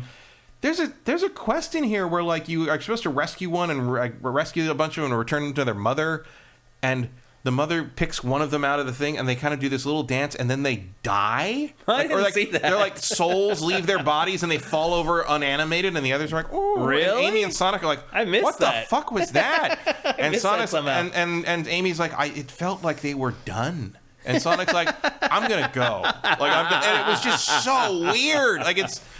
Like, I don't know what... Like the tone on this game is all over the damn place. Ashes in the Hourglass says the Metacritic is at 72 now. That's a little more in the realm of reality. Like, I would probably give this like a 7 if I was having a really good day. Like, if I was feeling very generous. I would have given this a 7 after I played the first 2 hours of it. Mm-hmm. And then the more I played it, the worse it became, and the less I enjoyed it. Because the open world became very monotonous, and I didn't enjoy playing in the open world anymore. The other thing, too, is as you start going to, like, new areas, they all look the same! He does have a lot of detail in his glove. Yeah. His glove, there's the one cutscene shows his glove with, like, water dripping on it. His clothes do have detail, but he just doesn't. Well, there's another scene, too, and I don't know if I can find it, sorting through this real quickly, where it's raining, and, like... The rain bouncing off... Yeah, actually, I found it right there. Perfect. Look at the rain bouncing off of him, but then look at the actual rain itself. Like, it doesn't match. It's like... I don't know, man. This game is not It feels great. like a bunch of separate teams kind of... It does. Pushing their I got this part together. done. Let's snap it together. There's the gloves. Yeah. They show look at the water dropping on the glove. That's one effect you could use over and over again. Yes, that's... Also, how weird is it? Like, I always think it's weird. You know, there's a reason cartoon characters with the it looks like they're static on his head instead of the rain. old style gloves are usually drawn with 4 fingers instead of 5. Yeah. And like, there you go, because otherwise the hands look weird. Yeah. Yeah. Also, I recently learned that his feet under the shoes are blue. Like, oh, really? All blue, and I don't like that. Does that bother you? I don't, for some reason, that bothers me. Yeah. Well, I don't say that I regret playing it. No, like I've had some fun with it. It's the best Sonic game since like generations. Like it's for whatever that's worth. Yeah, it's the best Sonic game in a very long time. But what is that really saying? Not a lot. Right. Yeah. But I agree with you. I am glad that they are taking it in a new direction. Yeah. I would like to see them maybe in a couple entries they have something. Yeah, I'd really like to see them continue to patch it and try to firm this up. I bet it sounds like they are. The director was like... The director was very forthcoming. The game has a long way to go. It's like, dude, you released it. Yeah, you're charging people $70 for this thing. Like, what are you doing? We're in the upside down world. Like a Frontiers 2 would probably be pretty solid. Yeah. They got something here. It's just not done. It's not there yet. It's got a very doughy center. But the crust is good. It is. Like you've almost learned how to make bread. Yeah. That's like the first bite tastes pretty good. Then you keep biting into the middle. It's just like, oh no, that's just dough. That's yep. Did you have this? Was in the oven for what, like 10 minutes? Yeah. It's. I'm interested to see what you guys are saying about this game. I know we have a lot of Sonic fans on Sifted. People who really like all the Sonic games. Like the last couple, they really like them. So we might be a bit on an island here with this game. Vincent says the problem with fidelity is that Sonic sells the most on Nintendo platforms, so everything has to be built considering those deficiencies. That's true. There's some of that, yeah. Yeah, there's a little bit of that going on. I am very curious about what happens with going forward, because I saw Black Panther last Thursday, and they ran the Super Mario movie trailer in front of it, and holy shit, that audience reacted. Like, crazy. That movie's going to be a hit. Oh, I'm sure it is. The last time I saw an audience react like that at that theater was Spider-Man No Way Home. Yeah. When they first ran the first teaser for that. And so I think that Mario movie is going to be a giant hit. And I think it's going to change expectations of what a Mario game is supposed to look like. And I wonder how Nintendo's going to react to that, because you accidentally just showed us what a Mario would look like on modern hardware. People are going to expect that now. So I don't know. Vincent, would you rather have Sonic Generations 2 or Sonic Frontiers 2? I think I would say Frontiers 2. Yeah, I would say Frontiers 2. Because at least it's heading in a better direction, even if it's not quite there yet. I do like the open world stuff for more or less what it is, despite how sort of samey and inconsequential a lot of it is. just because it's fun to find the little routes and the little lines and the little this led me over. Yeah, sometimes you get to get on the rail. It's a little bit like a skateboarding game, like a Tony Hawk game. Sometimes you get on the rail and you run over 2 rails in a ring and you get some rings and a heart at the end of it. Sometimes you find a fucking temple in the sky. I've gone way up into the sky. It's like I like that element of surprise and that sort of like that element of discovery in a way that no other open world game really does, because that's very particularly Sonic. It has caught me off guard a couple times. El Guapo 3385, Sonic Frontiers soundtrack is fire. It is. It's an amazing soundtrack. It is very good. Like, it is probably worth buying, I would say. I was surprised by that, because I typically hate the music in Sonic games because it's always butt rock, and I hate that music. I know some people love it, but the one thing I guess the best thing I can say about Sonic Frontiers in a lot of ways is there's not outside of the story, but that's just Sonic. There's not an element of the game that I look at and say, why would you choose to do it that way? Because everything, like, if those boss battles were playably finished, they would be really cool. Yeah. They would be very Shadow of the Colossus-y a little bit. Yeah. If the drawing distance and the stuff you find in the open world had more consequential rewards, they would be awesome. If if the fighting had more bite to it and he didn't control like a squirrely, like a rabid squirrel covered in grease, it would be really cool. Like, everything they're trying to do is a good idea. Yep. It's the opposite of Gotham Knights. It's like everything they're trying to do is a good idea. They just didn't get there. They didn't execute it well. So keep going. I think this is a winner set of ideas. It's just the execution just isn't there yet. And hopefully next time it will be, because they've worked out a lot of the kinks. There's nothing here that says to me this can never work. Yeah. It's just you need to give it more time, or you need to give it whatever, more care. Yeah. And I'm sure some of that was just like I'm sure they use a lot of time up in development trying to find all this stuff. Yeah. They really did go back to the drawing board on Sonic here, and so applause for that. Yep. But now you got to actually do it. Yeah. Barry Lomax, thank you for Twitch Prime. Saw you in there. Saw you jumped in. MDT Monahan says the director did come out and say the game has a long ways to go. Yeah, he did. Sure it does. It's like, I don't know why you would say that. Ashes in the Hourglass says it's already $40. It was $40 last weekend. Wow. Barry Gooster says last weekend it was $40.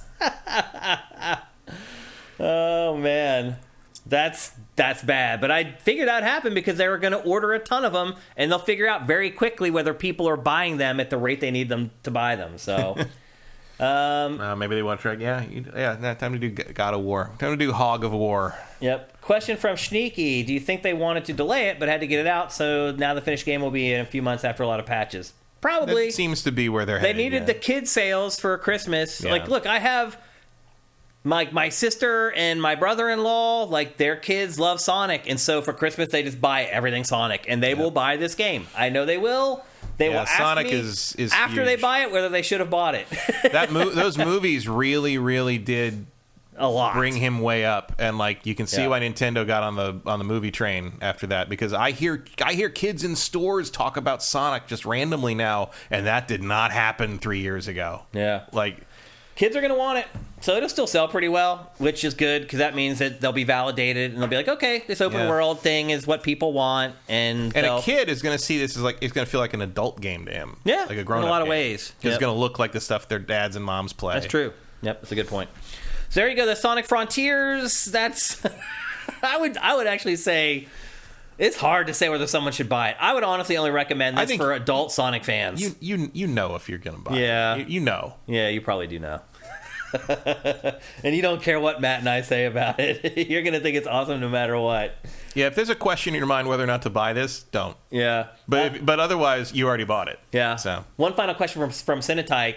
And this is related to our show we have called New Dimension. He asks, does Sonic still suffer from the transition between 2D to 3D to this day? When we did that episode, we did a Sonic episode of New Dimension. I think we were a little pessimistic on the idea of it working, and I think we ended up maybe being a little bit wrong. I think they executed it better than maybe we thought when we did New Dimension, but it's still a hurdle to overcome. The problem is that, first off, the issue of the speed gimmick translating to 3D is difficult because, as we said, you build this level for all this time and money, and people get through it like in a split second. Yep. But the other problem with the transition from 2D to 3D that Sonic had was that Sonic was never in 2D. Sonic was never really about going fast. Yeah. Sonic was a hard-as-nails fucking platform. It was hard, yeah. Once you get past that first level in the Genesis games, you were hardcore platforming. The Marble Hill Zone is all platforming. Yeah. Like, it is all dodging traps, getting over spikes. You don't run fast in almost anything in that section. And some of that was like... some of that was public, like customer misconception. Like, you thought of it because the marketing said he's super fast. His name is Sonic, and you thought of him as a speedster and that kind of thing. But it didn't really happen in the games all often. Also, 2D is a terrible medium for that because you can't see what's coming. Yeah. So this going fast in Sonic was always sort of either trusting you were going to be able to react to things, or you knew the level already. Or you just held left and or you just crossed your fingers. Happened, right? Or held right. Sorry. But like. So the transition to 3D was rough because you couldn't. The games, Sonic Adventure, it wasn't precise and well made enough to do precise 3D platforming the way Mario 64 had done it. Mm-hmm. But when you did the super fast levels, they were over too fast. Yeah. So and this game still has the problem too of like when you slow it down and you try to be precise, it all falls apart. Yeah. Like in a way that Mario doesn't. Yeah. The way that they've figured that out. Whereas like Sonic's jumps have to be so variable that you can never trust exactly how far he will jump. Yep. Because sometimes he's got to jump like half a mile. No, it's true. And sometimes you're trying to jump on that one stupid platform and he's just hopping over shit. Crazy. And the camera's not built to help you do that kind of platforming because it also has to take in all this wide. And that's been a problem for Sonic going way back. And I don't know if they'll ever solve that. I don't know. You can't have Sonic. The problem is what they'd established Sonic can do, both in the original games and in the lore.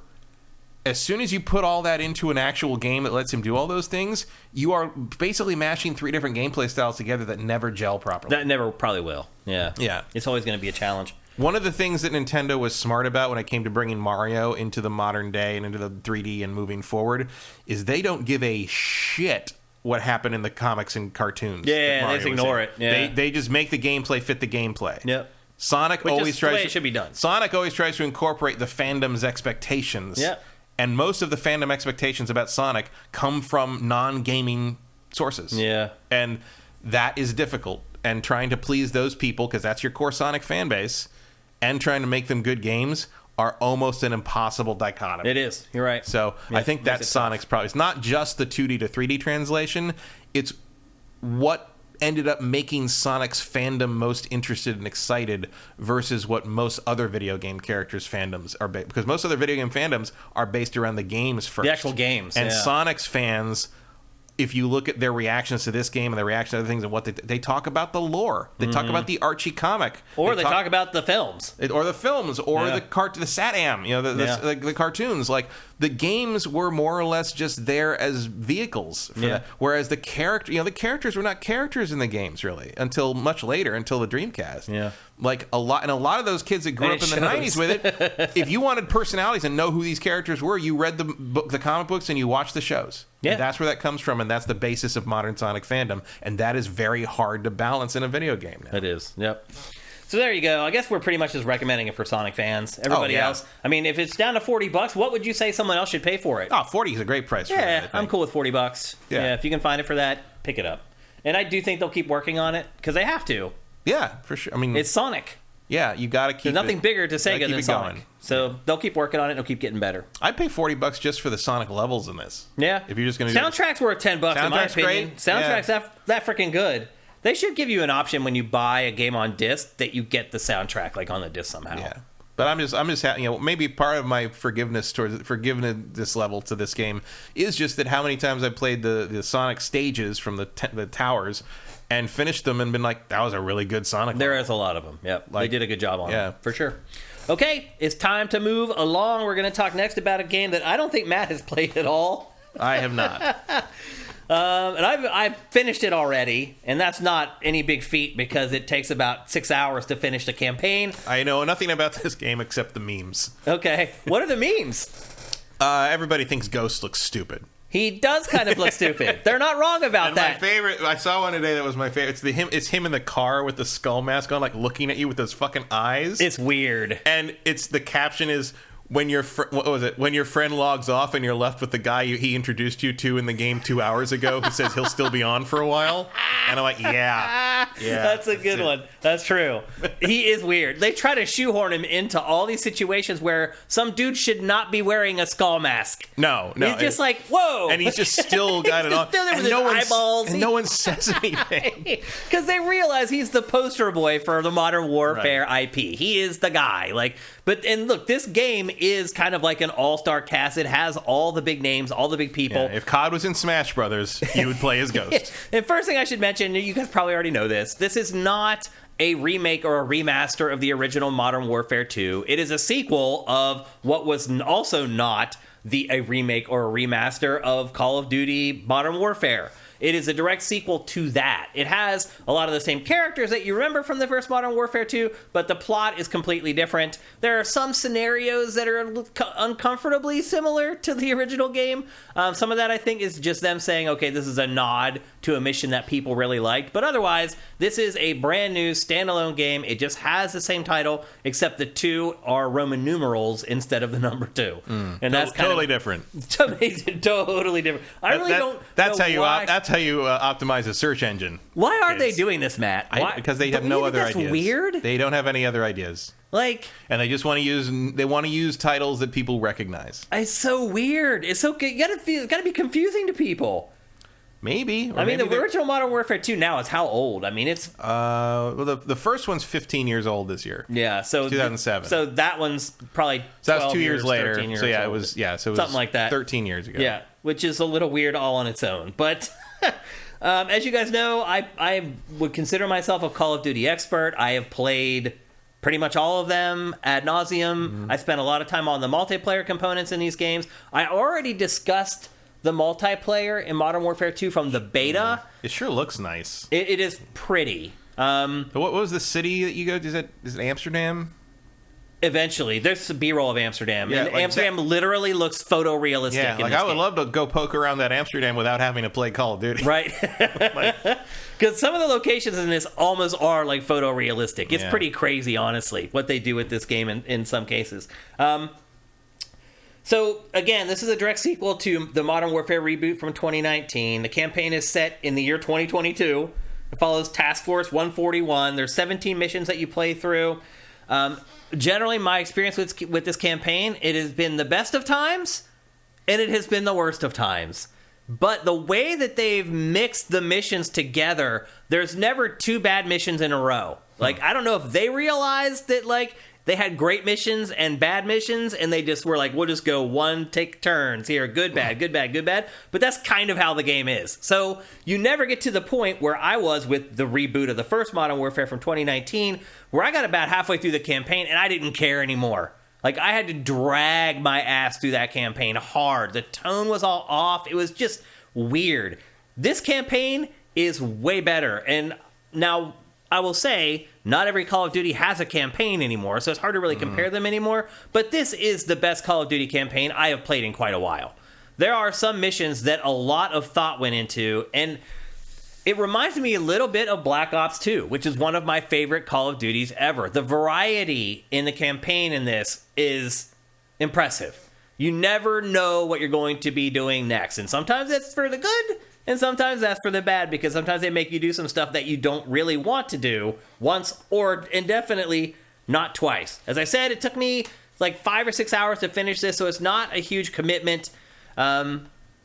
As I said, some of the missions are inspired by fan favorites from prior Modern Warfare games, but they're not direct ripoffs. And basically how I've decided to split this discussion is I want to split it by bad missions and good missions. And I'm going to start with the bad missions first because I want you to remember exactly, dude. Exactly. You see what I'm saying? Bro, you don't need the skull mask right now. We're just hanging out on the home, tarmac. Dude. It's a debriefing. Take the fucking hat off. Come on. What are you, the Taskmaster? Give me a break. Yo, Ghost Rider, get over here. So anyway, I want to go through the bad missions first and then the best missions second because I want to leave you with a positive impression of this game because I liked the campaign. The worst missions. One of the missions in Amsterdam sucks. Now, the city looks amazing, but when you first get there, they put you in, the water at night. And you have to swim underwater and then pop up out of the water and, like, kill the guys who are on the docks. They can see you. No matter where you are, no matter how dark it is, no matter how deep in the water you are, they can see you and they can shoot you.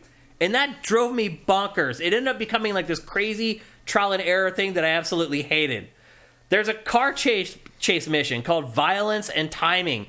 And you are actually piloting a vehicle. You actually pilot multiple vehicles because the objective is to keep jumping from one vehicle to the next because there's a lead vehicle in the convoy that is dropping mines on the road. And eventually your vehicle will blow up and you'll have to transfer to another vehicle. The mechanics for going from one vehicle to another are just flat out broken. Like, you can't rely on them at all. Like, you'll pull up next to a car, you'll go to transfer to the other car, suddenly your car will stop moving. Or sometimes it will just automatically go the same exact speed as the car you're trying to get to. There's no rhyme or reason. It drove me bonkers. I had to try it multiple times. It was one of the most broken missions I have ever played in a Call of Duty campaign.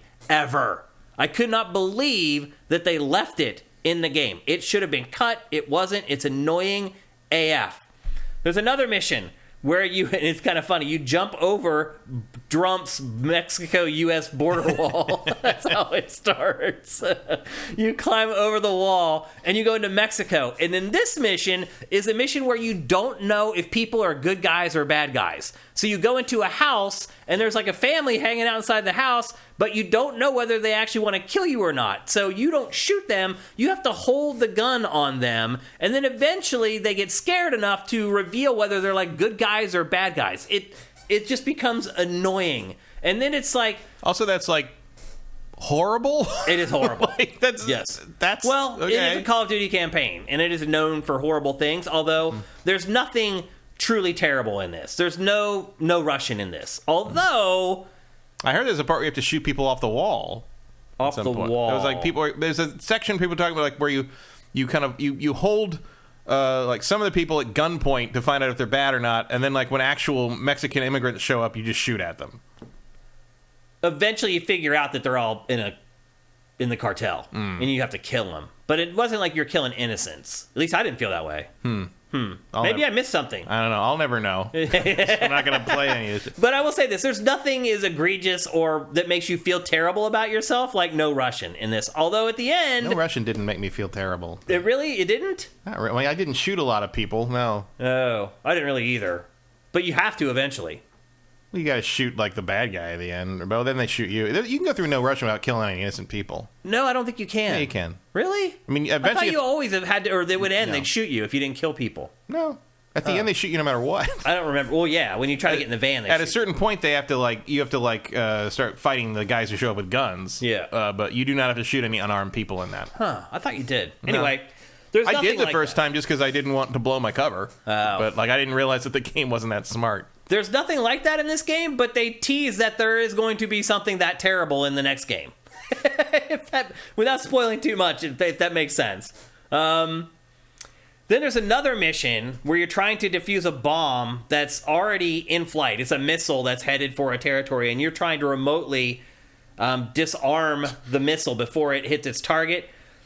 You don't have any weapons, and so you have to run and hide from the enemies and try to find places where they won't find you so you can go through the sequence on like the laptop case to defuse the missile, and it's just all luck. Like, eventually I did it, and it's just because the AI broke and they just didn't find me. And I thought that mission sucked. Now I want to talk about the missions that I enjoyed because there were a lot of them. A lot of people are fans of All Gillied Up. That is the classic sniper mission from the first Modern Warfare 2. Is that Modern Warfare 2 or Call of Duty? Modern Warfare. I can't remember. All Gillied Up? Yeah. I think that's 2. That's 1. Is it 1? Pretty sure that with Chernobyl? Yeah. Yeah, that's the first one. Okay. Well, they basically do an homage to that mission in this new rework of Modern Warfare 2, and it's great. It's a little cheesy because it does have a lot of the same things that makes it exciting, meaning like you're laying in the grass and the enemies are walking like right to you, and they're like a foot away and they still can't see you because you're all gillied up or whatever. And then in that same mission, it ends up breaking open into this gigantic open world, and you have a spotter on the top of a mountain, and there's this enemy base down in the valley. and he spots you. Why are his eyes so big? I don't know. It's weird. Like those eyeballs would be like half a foot wide if you take them out of his head. Like, what the? Is he an anime character? What the fuck is that?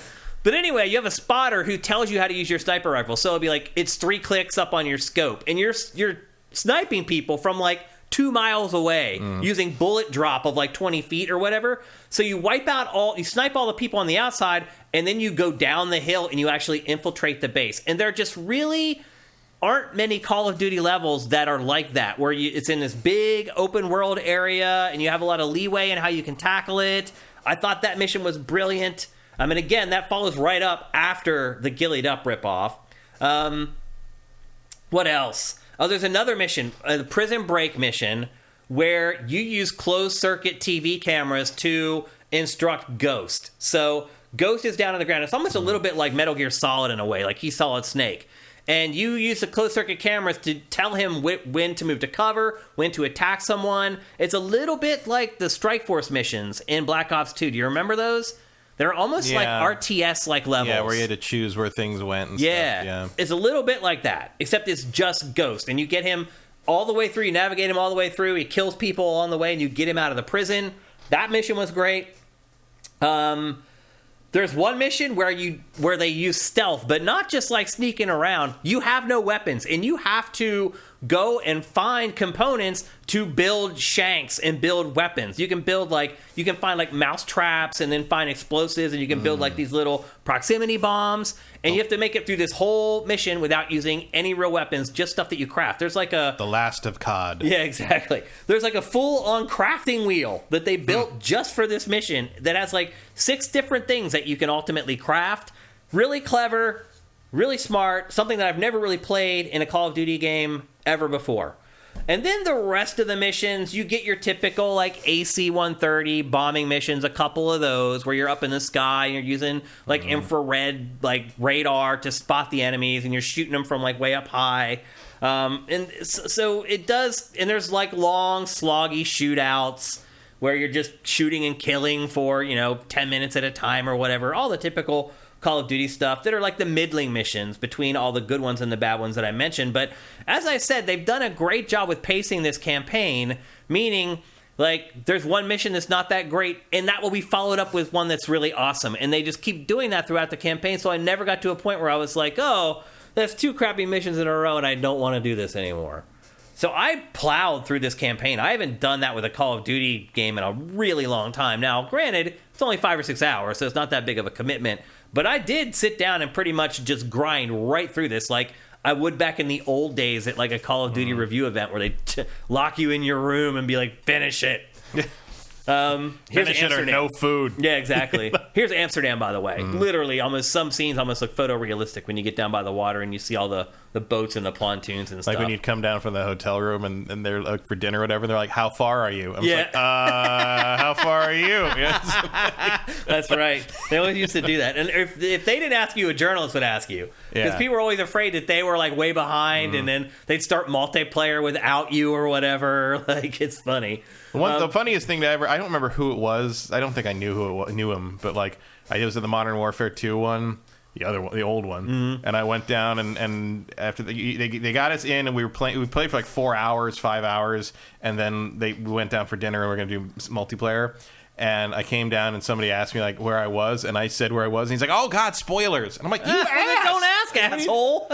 Like, look at this shot right here of Amsterdam. I don't know if you've ever been there, but I have, and it is. That's Amsterdam. Yep. Like it is. That's it. It's amazing. I think it's both the quality of the recreation, but also like the number of people. Yep, and the lighting and the bikes and just all of it. Yep. It nails it. So, I saw someone in chat said, Commander Fett, the last COD campaign I played was Black Ops 2. Well, Black Ops 2 is one of my favorite Call of Duty campaigns ever, and this holds up to it. It's not quite as good, but it's close.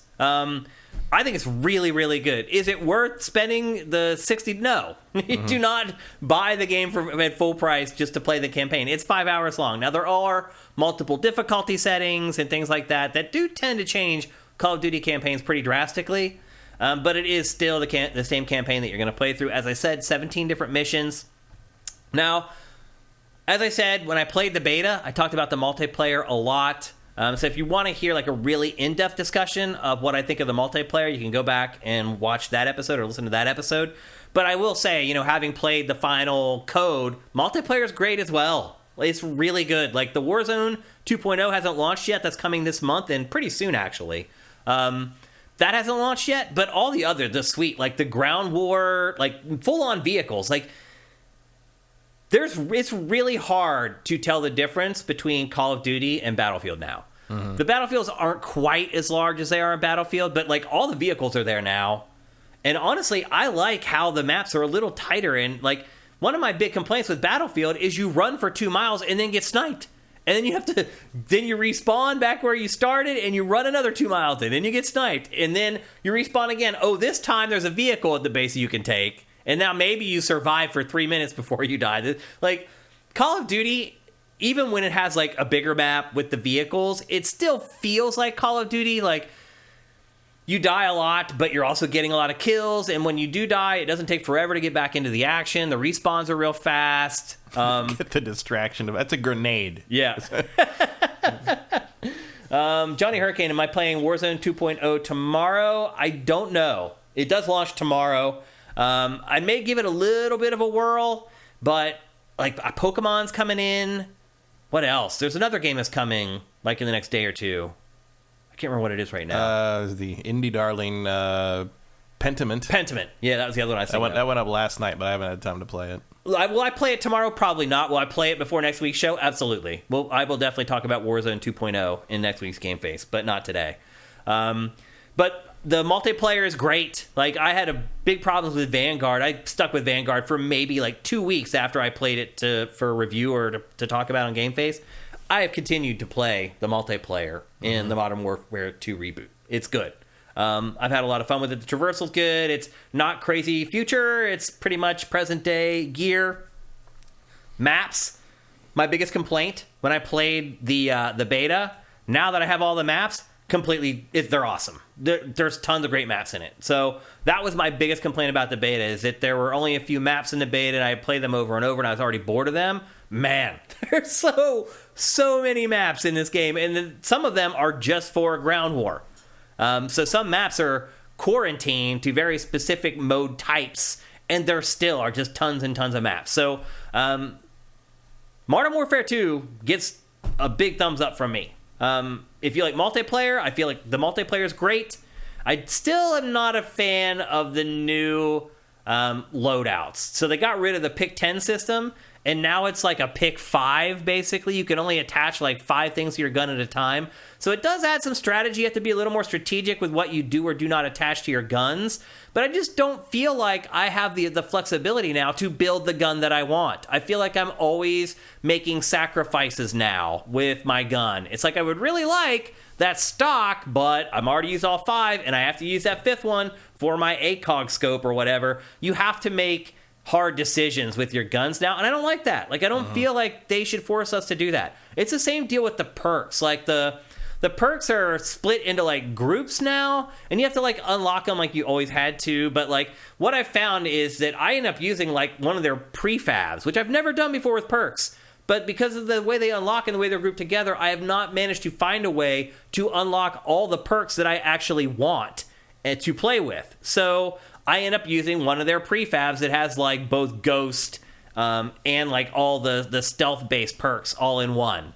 And so I'm using like a prefab setup of perks, which I've never really done before. But otherwise, like, and I will say this, like you're seeing right now, like all the kill streaks and stuff, like there's not that much that's new. It does feel like they were like, well, everybody hated Vanguard, so let's just go back to what people liked. And I don't have any complaints with that. Like, honestly, it is like a sport. Like, it shouldn't, I don't feel like Call of Duty should change all that much other than the maps and the guns that you get. But you can see, look at the vehicles that are in this, Matt. You can control all these in Ground War. It really has become like Battlefield Light at this point, which I think a lot of people will resonate with. And as we just said, Warzone 2.0 launches tomorrow. That's free to play, so everyone will be able to play it. Most people watching the archive of this, it's live now, so you can go download that and play it. Overall, it's a good year for Call of Duty. It's a good release. Like, I haven't come across lots of bugs or issues. Cheating's there already, though, Matt? Of course it is. Already seen people wall hacking. Like, I already turned off cross-platform play because most of the cheating happens on PC, although it happens on PlayStation 2 because they have a dongle that they can plug into the USB port on PlayStation consoles that let them hack through walls. So I've already seen it a bunch of times. One thing I will say is that they allow you to report people now. So you get killed, and then they show you the replay of the person killing you. And if you see that they know you're there and they don't have like a heartbeat sensor or whatever, and they are like sneaking around a corner knowing that you're hidden like behind a trash can or whatever and shoot you, you can report them right then and there. I think you can click either the left stick or the right stick, and you can file a report for cheating immediately. And I have already filed like 4 or 5 blatant cheaters that I found playing this game. And that really does ruin it, man. Like, it's just, I don't understand why they can't stop it. Like, Activision can't stop it. And I can't understand why people do it, because you're ultimately going to be exposed as a fraud. What's your end goal? If your end goal is like getting picked up by like an esports team or whatever, the end goal is to piss you off. Is that it? Like, they're just griefing and that's all there is to it? Like, pretty much. Because a lot of people don't even realize, like, I've played matches before with people who are cheating, and like, I'll turn on the mic and I'll be like, yo, Joe Blow 42069 is using wall hacks, and people will be like, what? I'm like, watch, if he kills you, watch your replay. Sure enough, 10 seconds later, that MFer is cheating. I'm like, I told you they're freaking... And like, a lot of people don't even notice it until you point it out to them, and then they make a point to watch it. So it's like, if you're saying they're doing it to grief people, a lot of people don't even know they're being griefed. Like, yeah, but eventually they'll get a thing where, like, they do realize it, and that's exactly what they're after. I guess. I'll never understand that mentality. But anyway... and like, Sneaky's like, their goal is to laugh at you getting angry. Nobody uses mics anymore. They can't hear you getting angry. Like, I don't get it. But they know you are. Like, they think that you are. Yeah. That's just it's all in their head at that point, but that's enough for them. I guess so. But even the cheaters haven't taken enough shine off of this for me to not recommend it. I've had a lot of fun playing it already. I've continued to play the multiplayer. There was about a week where I was going back and forth between Overwatch 2 and Call of Duty, and ultimately Call of Duty won out.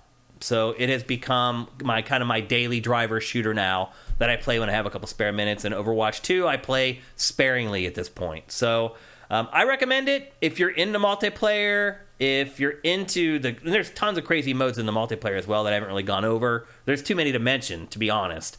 But there's just tons of modes. There's tons of maps, tons of guns. And between that and the campaign that I believe is really worth playing and really fun this year, I say pick up Call of Duty this year. And obviously last year, that was not the case. I said stay far away. So a vast improvement over Vanguard in almost every conceivable way, in my opinion. I've had a lot of fun with it, and I have enjoyed playing it. So I do recommend, and I don't even know if the year before this I even recommended buying Call of Duty. It's been a while since I've enjoyed... you did on Black Ops 4. It's been a while since I have enjoyed a Call of Duty game this much.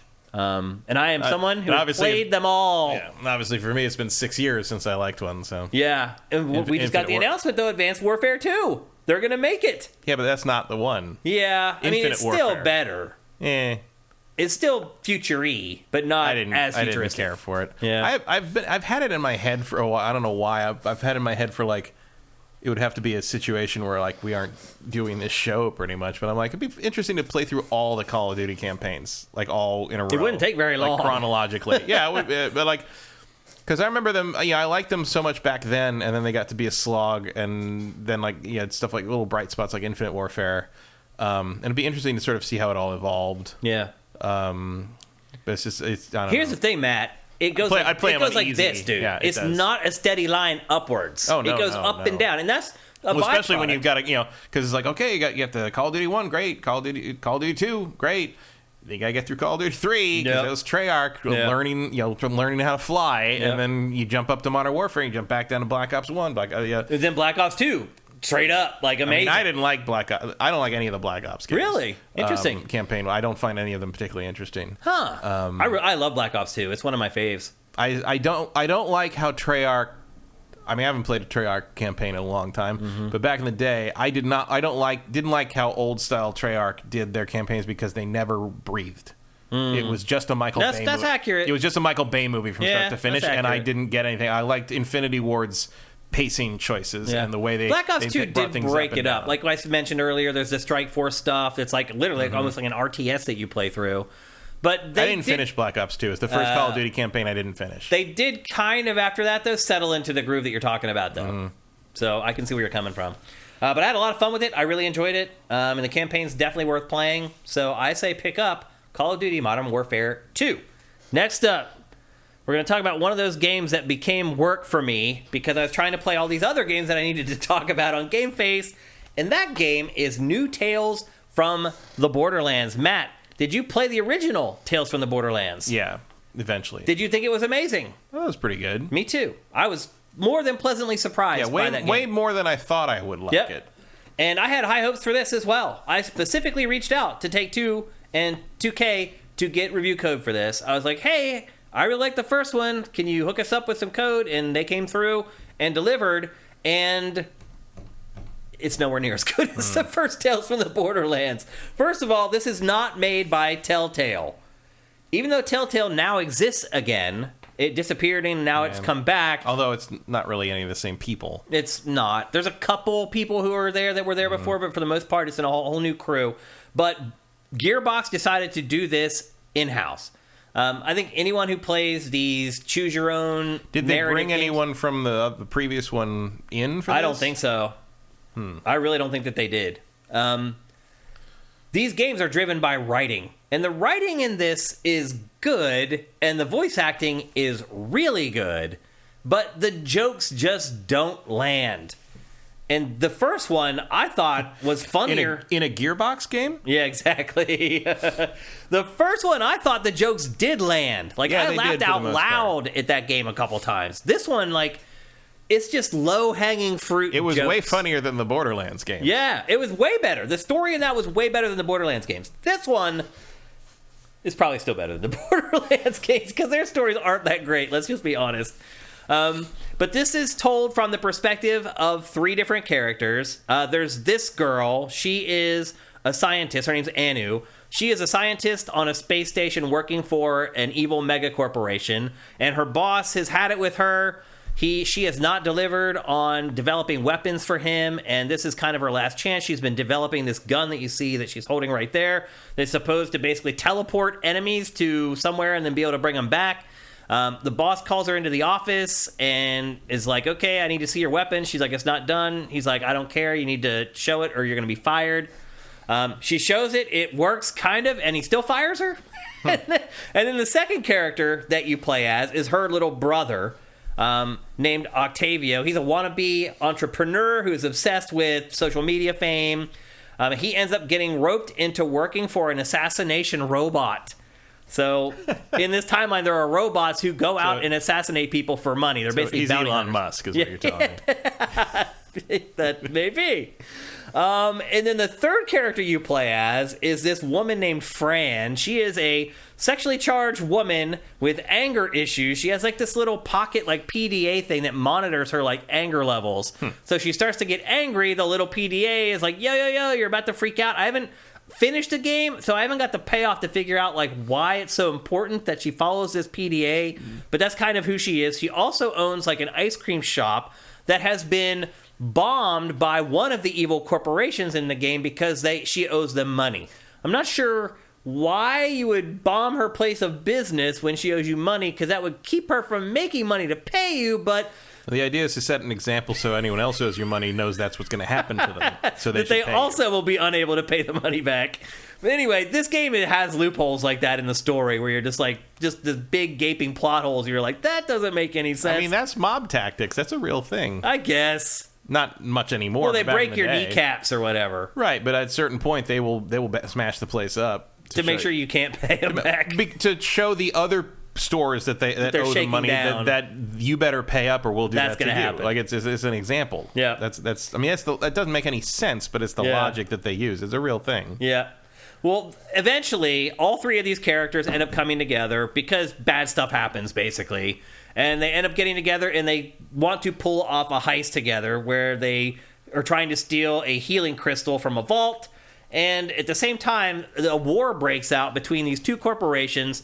So right now they're on this ship out in space. Well, eventually this ship gets invaded by the rival corporation, and there's an all-out war on the ship. Anu escapes, flies down to the surface, and that's where the trio get together and start fomenting their plot to steal this shard. As you finish each chapter of the game, you get bonding ratings. Not what you're thinking bonding ratings. It's how the characters are bonding with each other. I'm not sure how that plays into any decisions later on. I'll be honest with you. A lot of the choices I've made have not paid off at all yet, as far as me being able to see, like, the decision that I made, what ultimately happened in the story of the game that changed the story of the game. And that's what these are all about. You know, being able to make decisions that change the outcome of the story and make it personal for you. And I've not seen a lot of that yet. They do break the fourth wall. Like there's one scene where the assassination robot is looking at the one guy on his phone, and he's like, "Oh, are you playing one of those insipid narrative-driven like choose your own adventure games or whatever?" There's another scene where you're talking to a robot, and the robot says, "I'll remember that," which is a trope from these games.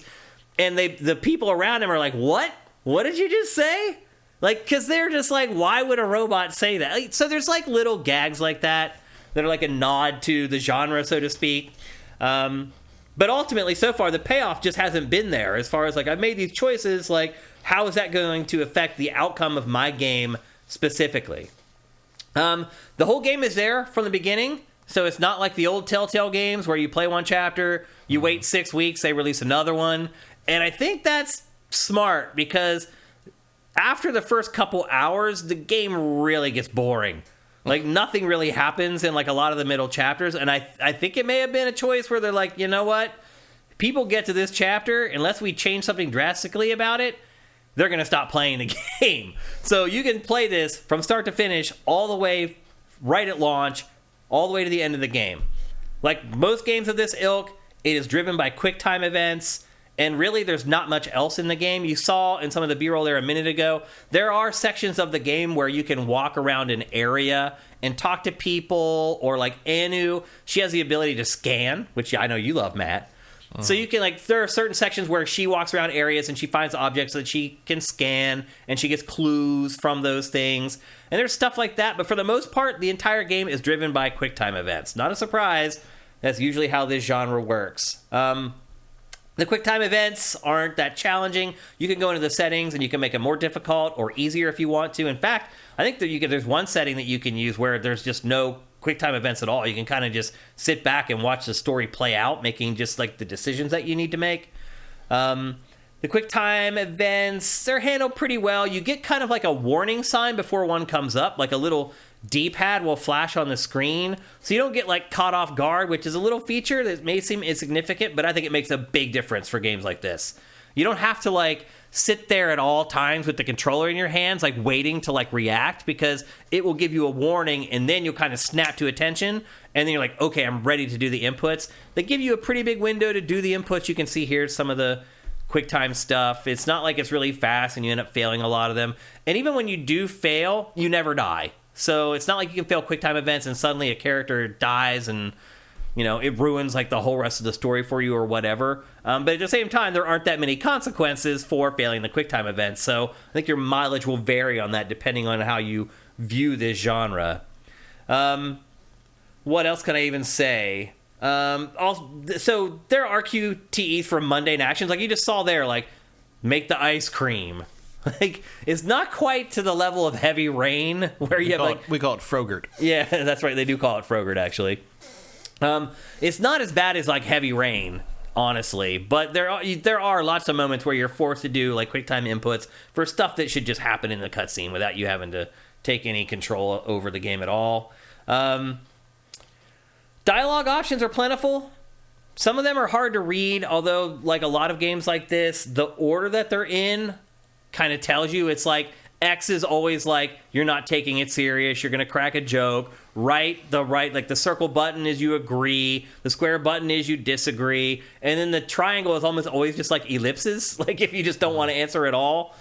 but it's hard to read the responses on screen a lot because they're white text that just pop up over the game's graphics. There's no background over them. So if there's like a lot of white or a lot of detail behind the dialogue options, it's really hard to read what they are. And coupled with the fact that you don't have a lot of time to make the dialogue choices in this game, it can get a little messy.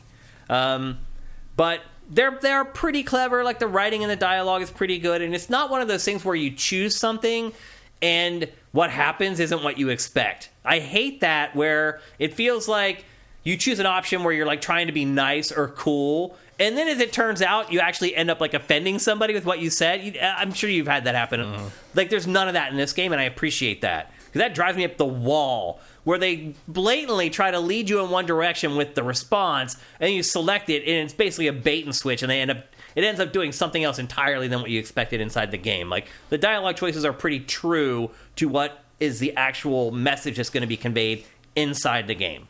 However, there's not a lot of feedback on if or how you're making the right or wrong decisions as you make them. So it's kind of hard to connect the decision making with the consequences later on. Like, so for example, I said a minute ago that like I haven't seen a lot of like the trickle down from my decision making, but maybe there has been, and I just haven't picked up on it, because there's the cause and effect isn't clearly demonstrated when you make the decision of what the potential pitfalls could be. Do you understand what I'm saying? Yeah.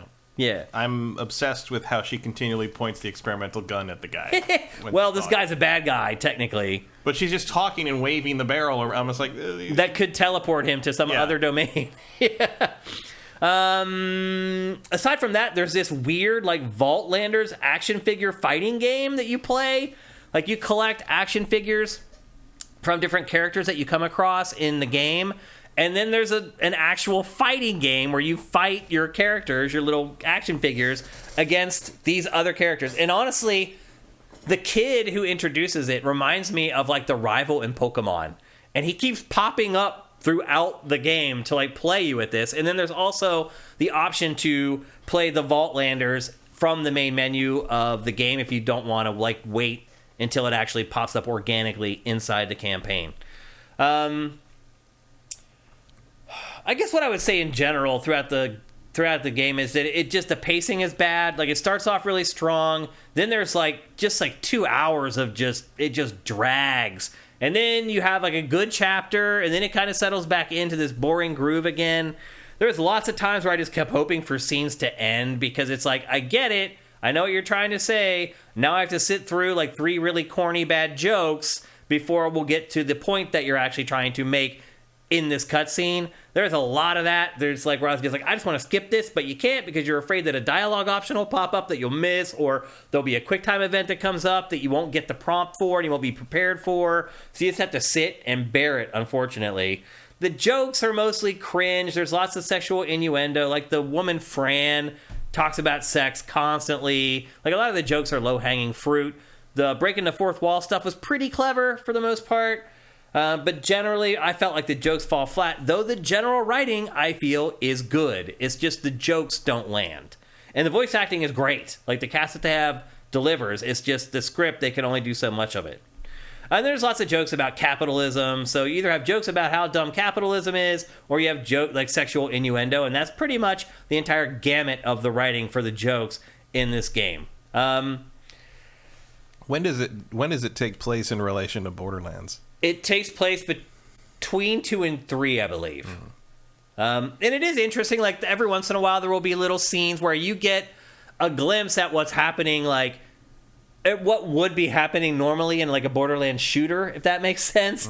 Like, you'll come across scenes where people are, like, shooting at each other, and, like, you're kind of brushing elbows. And I don't know if maybe they even pulled that, if that's actually a scene in one of the Borderlands games that they brought in to just show from, like, a third-person perspective or whatever.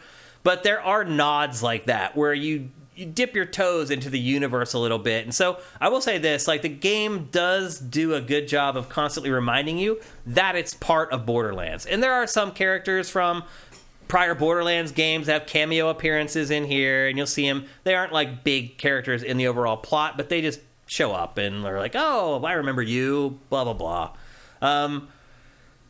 So I struggle to tell someone to buy this. There haven't been a lot of narrative-driven games like this year. There have been a couple. Most of them have been horror-related, though. Mm-hmm. So this is really kind of the first quirky, kind of funny-ish example of this that we've had this year. And so if you're looking for something like that, I do think it's passable, but it just doesn't have that Telltale magic to it. It just doesn't. It's not a page-turner, I guess is the best way I can put it. Mm-hmm. I mean, a lot of late Telltale games didn't have that Telltale magic. That's true. Either. Yeah, once they lost a little bit of the talent and whatnot, people went to work for other developers where they could make more money. There was a little bit of brain drain at Telltale even before it shuttered, and now it's reopened.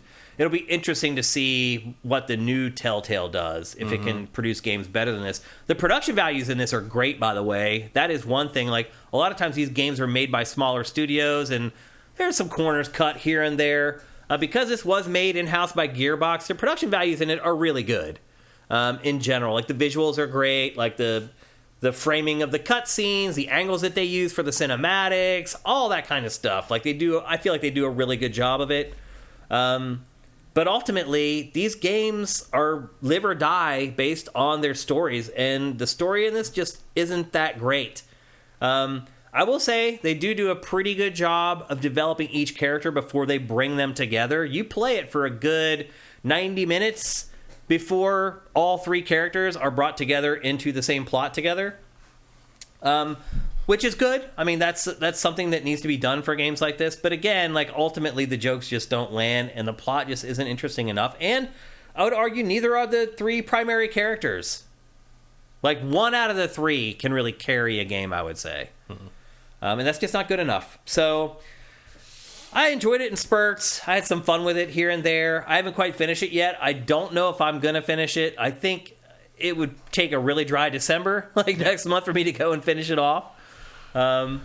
It seems like it's pretty big. I've played like 5 hours of it, and again, it doesn't seem like it's wrapping up, which is long for a game like this. So seems like it's probably closer to maybe 10 hours, something like that. So you're going to get your money's worth for a game like this. Typically, like, they're not that long, so this is a little longer than most of them. But still, I would struggle to tell someone to buy this. It just goes to show you that you can have competent developers, you can have competent voice actors, you can have a competent writer, but if the jokes don't land, it doesn't matter. I mean, I think we saw that with like X-Play. Like, you and I are great writers. We can write great stuff about games. But it was Blair Butler that really made X-Play. It was her writing of the raps for Adam and Morgan, her jokes, that made X-Play. It was the glue that held the whole show together. And that's the best way I can describe this game. It's all these parts that do not have the glue that is holding them all together, and that is really funny writing. Mm-hmm. So it checks a lot of boxes, but not the most important one. I guess is the best way I could sum it up, ultimately. Do you have any questions about it? A little less than the sum of its parts. Yeah, that's a good way to put it, too. Do you have any questions about it, by any chance? Mm-hmm. No. Wow, Destructoid gave it a 3? Destructoid gave it a 3. Wow. That's a little harsh. Ashes in the Hourglass says just play Pentiment. It does seem that way. Yeah. It's getting perfect 10s, Pentiment, which is crazy. I mean, this came out a while ago, didn't it? Yeah. It came out. I got review code like the day before I left for my trip to Greece. And I came back, and I was sick, and I didn't feel like playing this, and I just kind of dove in it this past week and wanted to give it a go. So I did. Let's see if anyone else has any questions here. 3 is too low. Caver, thank you for Twitch Prime.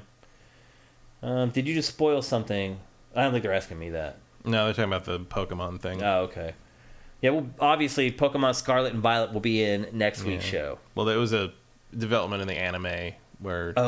I mean, it's not a spoiler because it was literally broadcast in Tokyo's, like... in this, like, they showed the scene, like, on the screens in, like, Tokyo Square and Shinjuku. I guess it's a big deal because Ash finally won... a tournament 25 years later.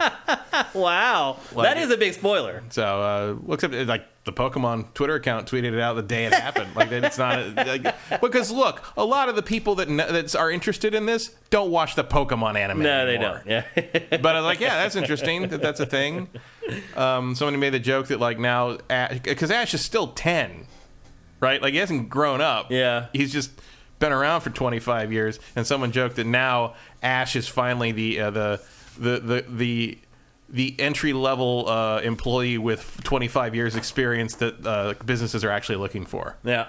Because he's 10 years old, but he's been doing this for 25 years. So anyway, I do not recommend picking up new Tales from the Borderlands. Maybe if you find it for $10 on down the road, it might be worth it.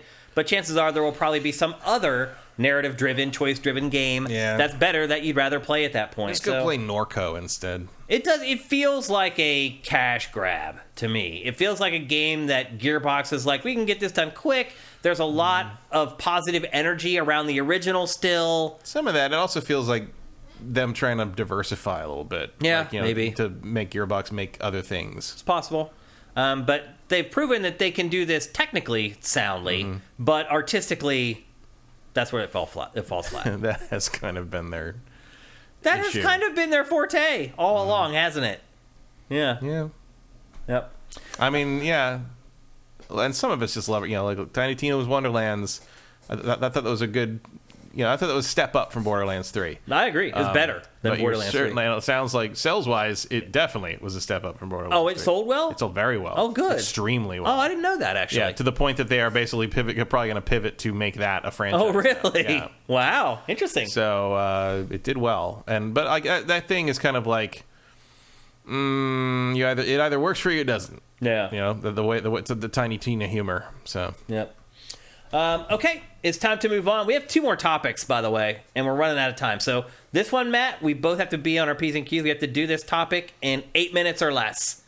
And this topic is something that happened a while ago, but Matt and I have not discussed it on GameFace. I mean, I can give you this one in one sentence. Give me a fucking break.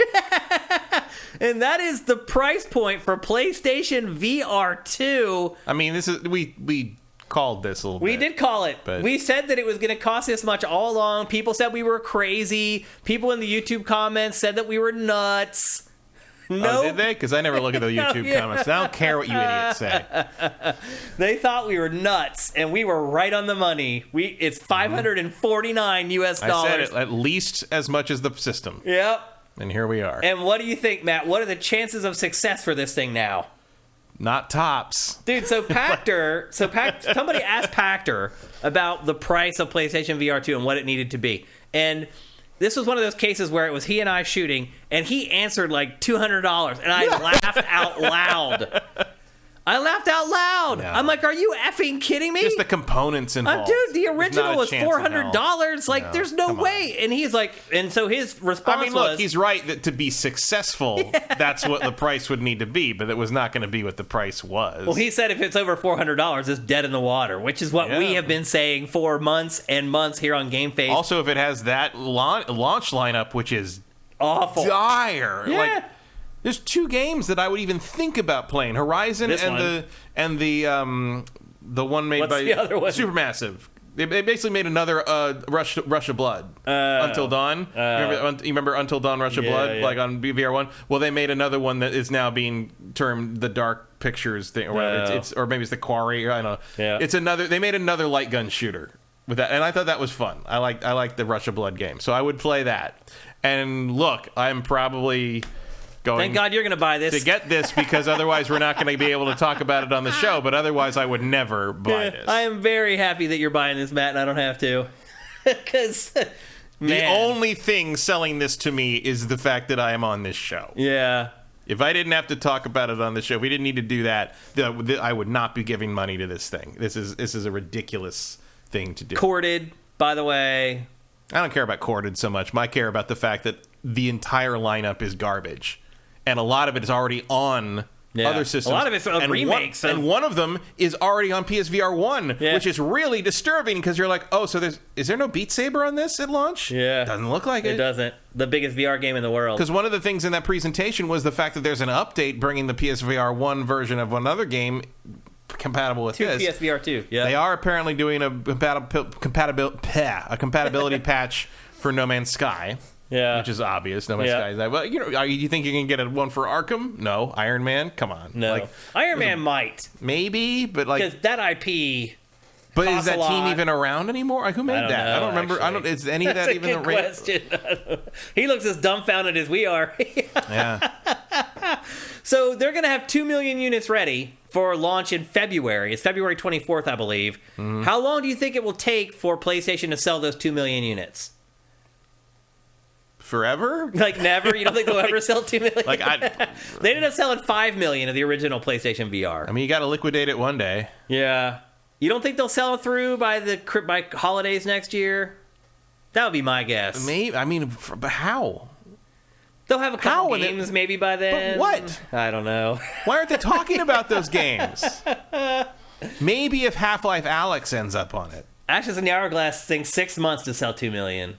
I think that's optimistic. At that price? Like, I mean, obviously it could liquidate by then. Yeah, I don't think Sony won't do that though. But at $550, too much R&D. I'd be surprised if you run through that whole shipment by the end of the year. I think you'll sell 1 million to people like you. Yeah, the enthusiasts, people with a lot of disposable income. People with disposable income on TV show on podcasts. Yeah, I don't know.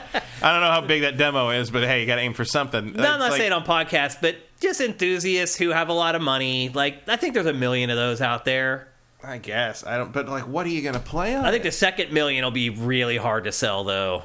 Yeah. Like, really hard. And maybe they get through that by the end of the holidays next year, but probably not. And there's actual competition. There's the Oculus thing. It's going to cost way less. And once it makes it through its first holiday, if it doesn't sell gangbusters, what happens then? It's going to sit in my fucking closet for 10 years. What does PlayStation do then? Does it then chop the price way down? It's all going to sit in the closet for 10 years. Vincent brings up a good point that they did rework Iron Man for Oculus Quest. So that is... Somebody is working on that game still. So maybe but he also knows that Meta owns that team now. Oh, that's true. So probably no update. Yeah, it's probably not coming to PlayStation unless they're just like, we need to make money by any means necessary. Which, with what's happening at Meta/Facebook right now, might be the case. He's about to lay off 11,000 people. Yeah, well, that's crazy, dude. $5 billion on that. It's nuts. What people do. They couldn't even get legs in. Yeah. It's bad. It's a whole. This is even worse than this cloud streaming game thing because there's so much more money and stuff being put by. There's so many people, so many billions of dollars being thrown at trying to make fetch happen with this VR thing, and it's like it'll get there one day, but it's not today, and it's not this. I can't believe PlayStation doubled down on VR. Do you think it'd been smarter for them to make another handheld instead of VR? No, because the handheld is a guaranteed loser. They're both bad ideas. They're both bad ideas, but the handheld is a guaranteed loser. This maybe had a shot if they maybe did it differently, or had an actual library to speak of, or made sure that all the existing VR games were brought forward for it. Yeah. But none of that seems to be happening. No, it's not happening. None of it is happening. So what am I even looking at anymore? What am I going to play on this really thing after launch day? Paperweight. Like, there's nothing coming. Like, look, the only way this is going to be even slightly worth anything is if Half-Life Alyx makes it onto it. Yeah. Because then you've got another way to play that game that doesn't require you to have an expensive headset on PC. So somebody asked, like, but they haven't even mentioned Half-Life yet. Yeah, it's not. You'd think that would be very much in their bragging rights department for this. It'd been like, why wouldn't that be a launch thing? Yeah. Swallen says they should have made it work with PC, which I agree with. So yeah, I'm sure there will be a way to do it. One of the comments on Pactor's episode where he talks about the price of PlayStation VR2, one of the comments was, he's wrong because this will work on PC. They made the original PlayStation VR work on PC. And it's like, yeah, dude, it was like a hack. Like, you had to upload firmware to PlayStation VR that, like, invalidated your warranty. Like, you had to jailbreak people are not going to do that. No, like, not en masse. Not when you spend $549 on something. Like, it's not even as simple as, like, making Oculus games work on Vive. Right. It's like you got to do some reflashing of the system. Like, exactly. Like, it's not going to happen. It'll happen, but it's not going to happen on a scale that's going to help PlayStation VR2 like, sell. no one's going to go buy a PlayStation VR2 because they want to use it on PC, and they're choosing that over because they can hack PC it and make it work on PC. You know? I mean, look, for the price, you are getting a kick-ass HMD. Don't get me wrong. The problem isn't the tech. The problem is not even the price per se in terms of what they're charging for what they're giving you. The problem is, like, I don't trust this thing to have any games past the launch day. I mean, technically, for what you're getting, it is a good deal. Yeah, I hate to say it, but it is a good deal. Getting that technology for $549, Sony's still probably losing its ass. Yeah. Or at the very least, maybe breaking even. They're definitely not gouging for the tech they're providing. But it doesn't matter. That's irrelevant. But it's like a combination of like the cost plus the lineup that I don't trust them to continue to provide content for the thing, plus the economic situation right now. Yeah. It's not the time. Although, did you see? Inflation is finally starting to go down. Yeah, it's not going to help PlayStation VR. No, it's not going to help PlayStation VR2, but it is starting to go down. Thank God for all of us all around the world. All the tech here is really cool. It's just like the cost is too much, and there's nothing. I don't trust these fuckers. I mean, Barry Lomax says you're spending $1,000 between the console and the headset. Yeah. Actually, More. you're spending $1,100. $1,100, and that's before taxes, which is 10% in California. Is $547 after tax. After tax is $600. What? This will be. Yeah. So you're actually spending $1,150 for the two things together. Mm-hmm. That's insane. Well, more than that. I mean, that's also how much the PlayStation is. Yeah, PlayStation is $5 plus tax $547. Aren't they raising it elsewhere too? Well, that's right. That's a good point. Not in the US, but elsewhere it's going to be even more. Elsewhere you're going to be spending $1,300. Right. That's crazy. It's going to fail. Both of us agree this is going to flop monumentally, right? Yeah. Yes. Yeah. And then the games are $70. Are they going to be $70? Probably. Certainly Horizon will be. It's a PS5 game. It is. It's going to fail so miserably. I don't want it. I don't either. I mean, I don't want it to fail. No, I don't want it. You don't want it. I don't want to own it, but I'm going to because of the nature of the fucking thing. Thank you for jumping jumping on that grenade, Matt Kyle. I appreciate it. Mega Drive Guy, thank you for Twitch Prime. That's awesome, man. Vincent says you can get a bundle with Horizon for $600. By Grabcar's hammer. What a savings. So anyway, I don't want to spend too much time on this, but it's a huge story, and we wanted to discuss it. We hadn't had a chance to do that on GameFace, so I think you guys knew where we were headed on this one after what we've been saying for months about PlayStation VR2, but it all sadly came to fruition just exactly as Matt and I had prophesied. The show about that is just going to... The headset's just going to be here, and I'm just going to yell at it for an hour. That's what we're going to do. I'm just going to scold it. I await your report, Kyle. Right. I mean, you can use it too. Yeah. Maybe I can take it home and test it or something, because you'll be done with it. Yeah, get it out of here. I shot 4 arrows with the fucking haptic thing on the horizon, and I'm ready. I'm good.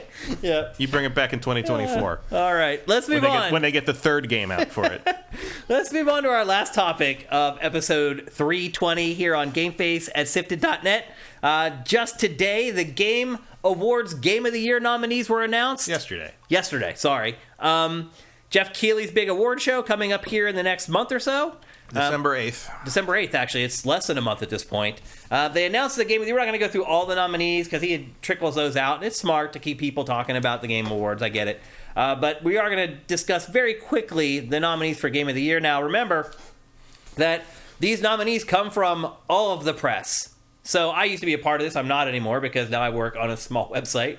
It's so funny how that matters. Like, my opinion mattered because I worked at a big publication, but now that I actually know more than I did then, my opinion doesn't matter. But anyway, I used to be on the editorial council for the Game Awards, but not anymore. I used to be with it, and then they changed what it was. And now I'm not. But it's basically all, like, the executive editors, the editors-in-chief of all the various websites are in a council, and they give you, like, a ranked choice ballot. At least that's how they did it when I was in it, where they would give you a category, and then you'd pick 5 games in order. So it wasn't like you'd just pick one game for Game of the Year. You'd pick 5 in order, and then they'd rank the choices and come up with the nominees and then ultimately the winners. And based upon that, they've come up with several nominees for Game of the Year, and those include Elden Ring, God of War Ragnarok, A Plague Tale Requiem, Stray, and Xenoblade Chronicles 3. Matt, are there any games there that stand out to you as like, huh?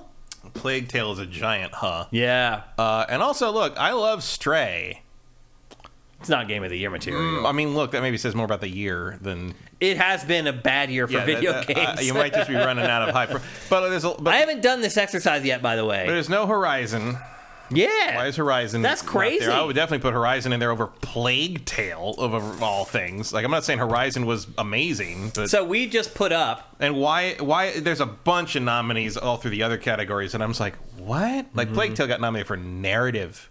Norco's sitting right there. What are you on? I know what you're on. You're a bunch of press people that don't know anything about the obscure stuff. You're just picking AAA shit. Yeah. But it's like things like that. Like, where is I mean, Norco got mentioned in, like, I think Indie Debut or something, or one of the little indie things is going to be read off as like a list of things that nobody pays attention to. That'll be a part of a TV commercial. While Jeff Breakneck sprints to the next intro to the world premiere. But, like, because no one's here for the fucking awards. I'm also very curious about Elden Ring being nominated for RPG, because I know technically, but come on, that's an action game. And also, like, everyone else in that category is like a JRPG. And it's hilarious because that game's going to win. And every other year they've done the RPG category as a quick list before we jump to the next trailer. Sometimes it's not even in the main show. How are you going to do that when the Game of the Year winner is going to be winning Best RPG? Do you think that Elden Ring is going to win Without Game of the Year at the Game Awards? Any doubt whatsoever. There is not a chance in hell anything other than Elden Ring wins this. Look, I don't know everybody who's on the council, but I do know that typically and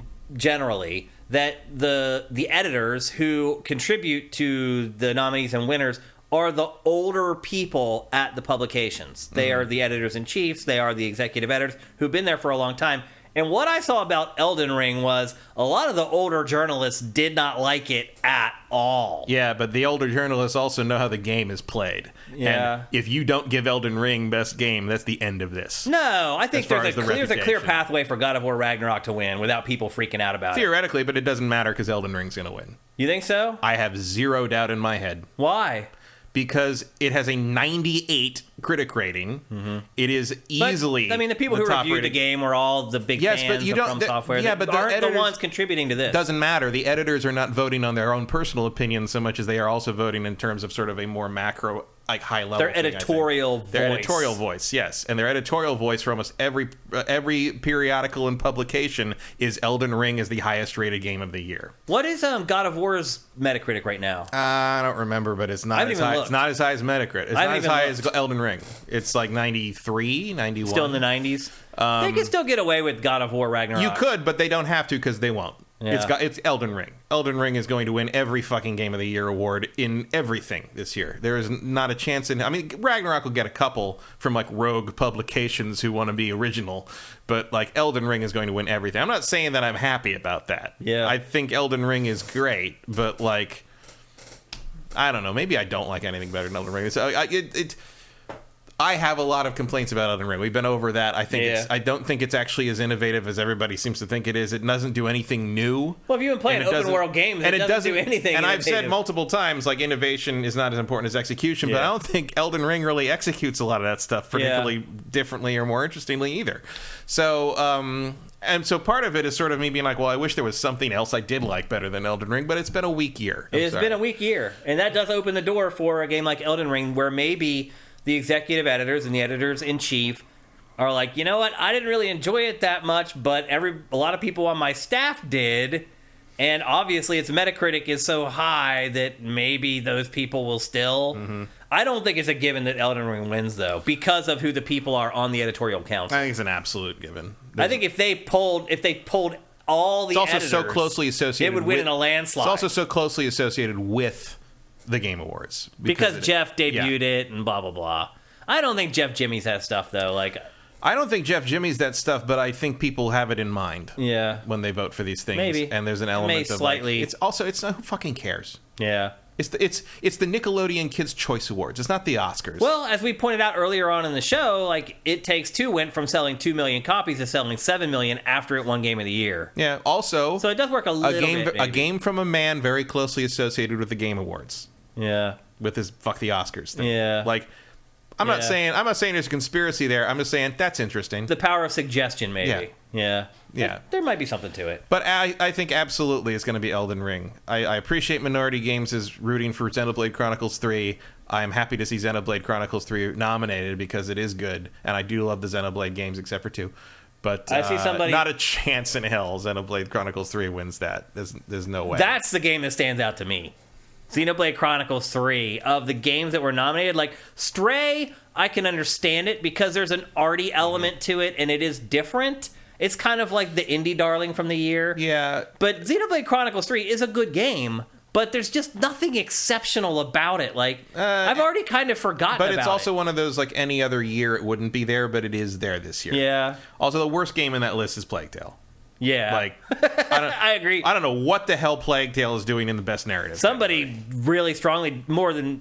So, we put up last week's episode on Sunday on YouTube, and one of the comments on this show is, you guys couldn't be more wrong about a Plague Tale Requiem. So there are fans of that game out there. We're not two of them. No, not at all. So it's definitely not going to win in our awards. That stood out for me, but Xenoblade stood out more. Like, yeah, but like that stands out more than Xenoblade for sure. And the other thing too is that, like, also it's the only Nintendo game you got this year. So that was what I was getting at. So I do wonder if this is like, well, we need a Nintendo game in there, because why isn't Pokemon Scarlet and Violet being considered? Didn't they miss the cutoff? I mean, the cutoff, it comes out on Friday.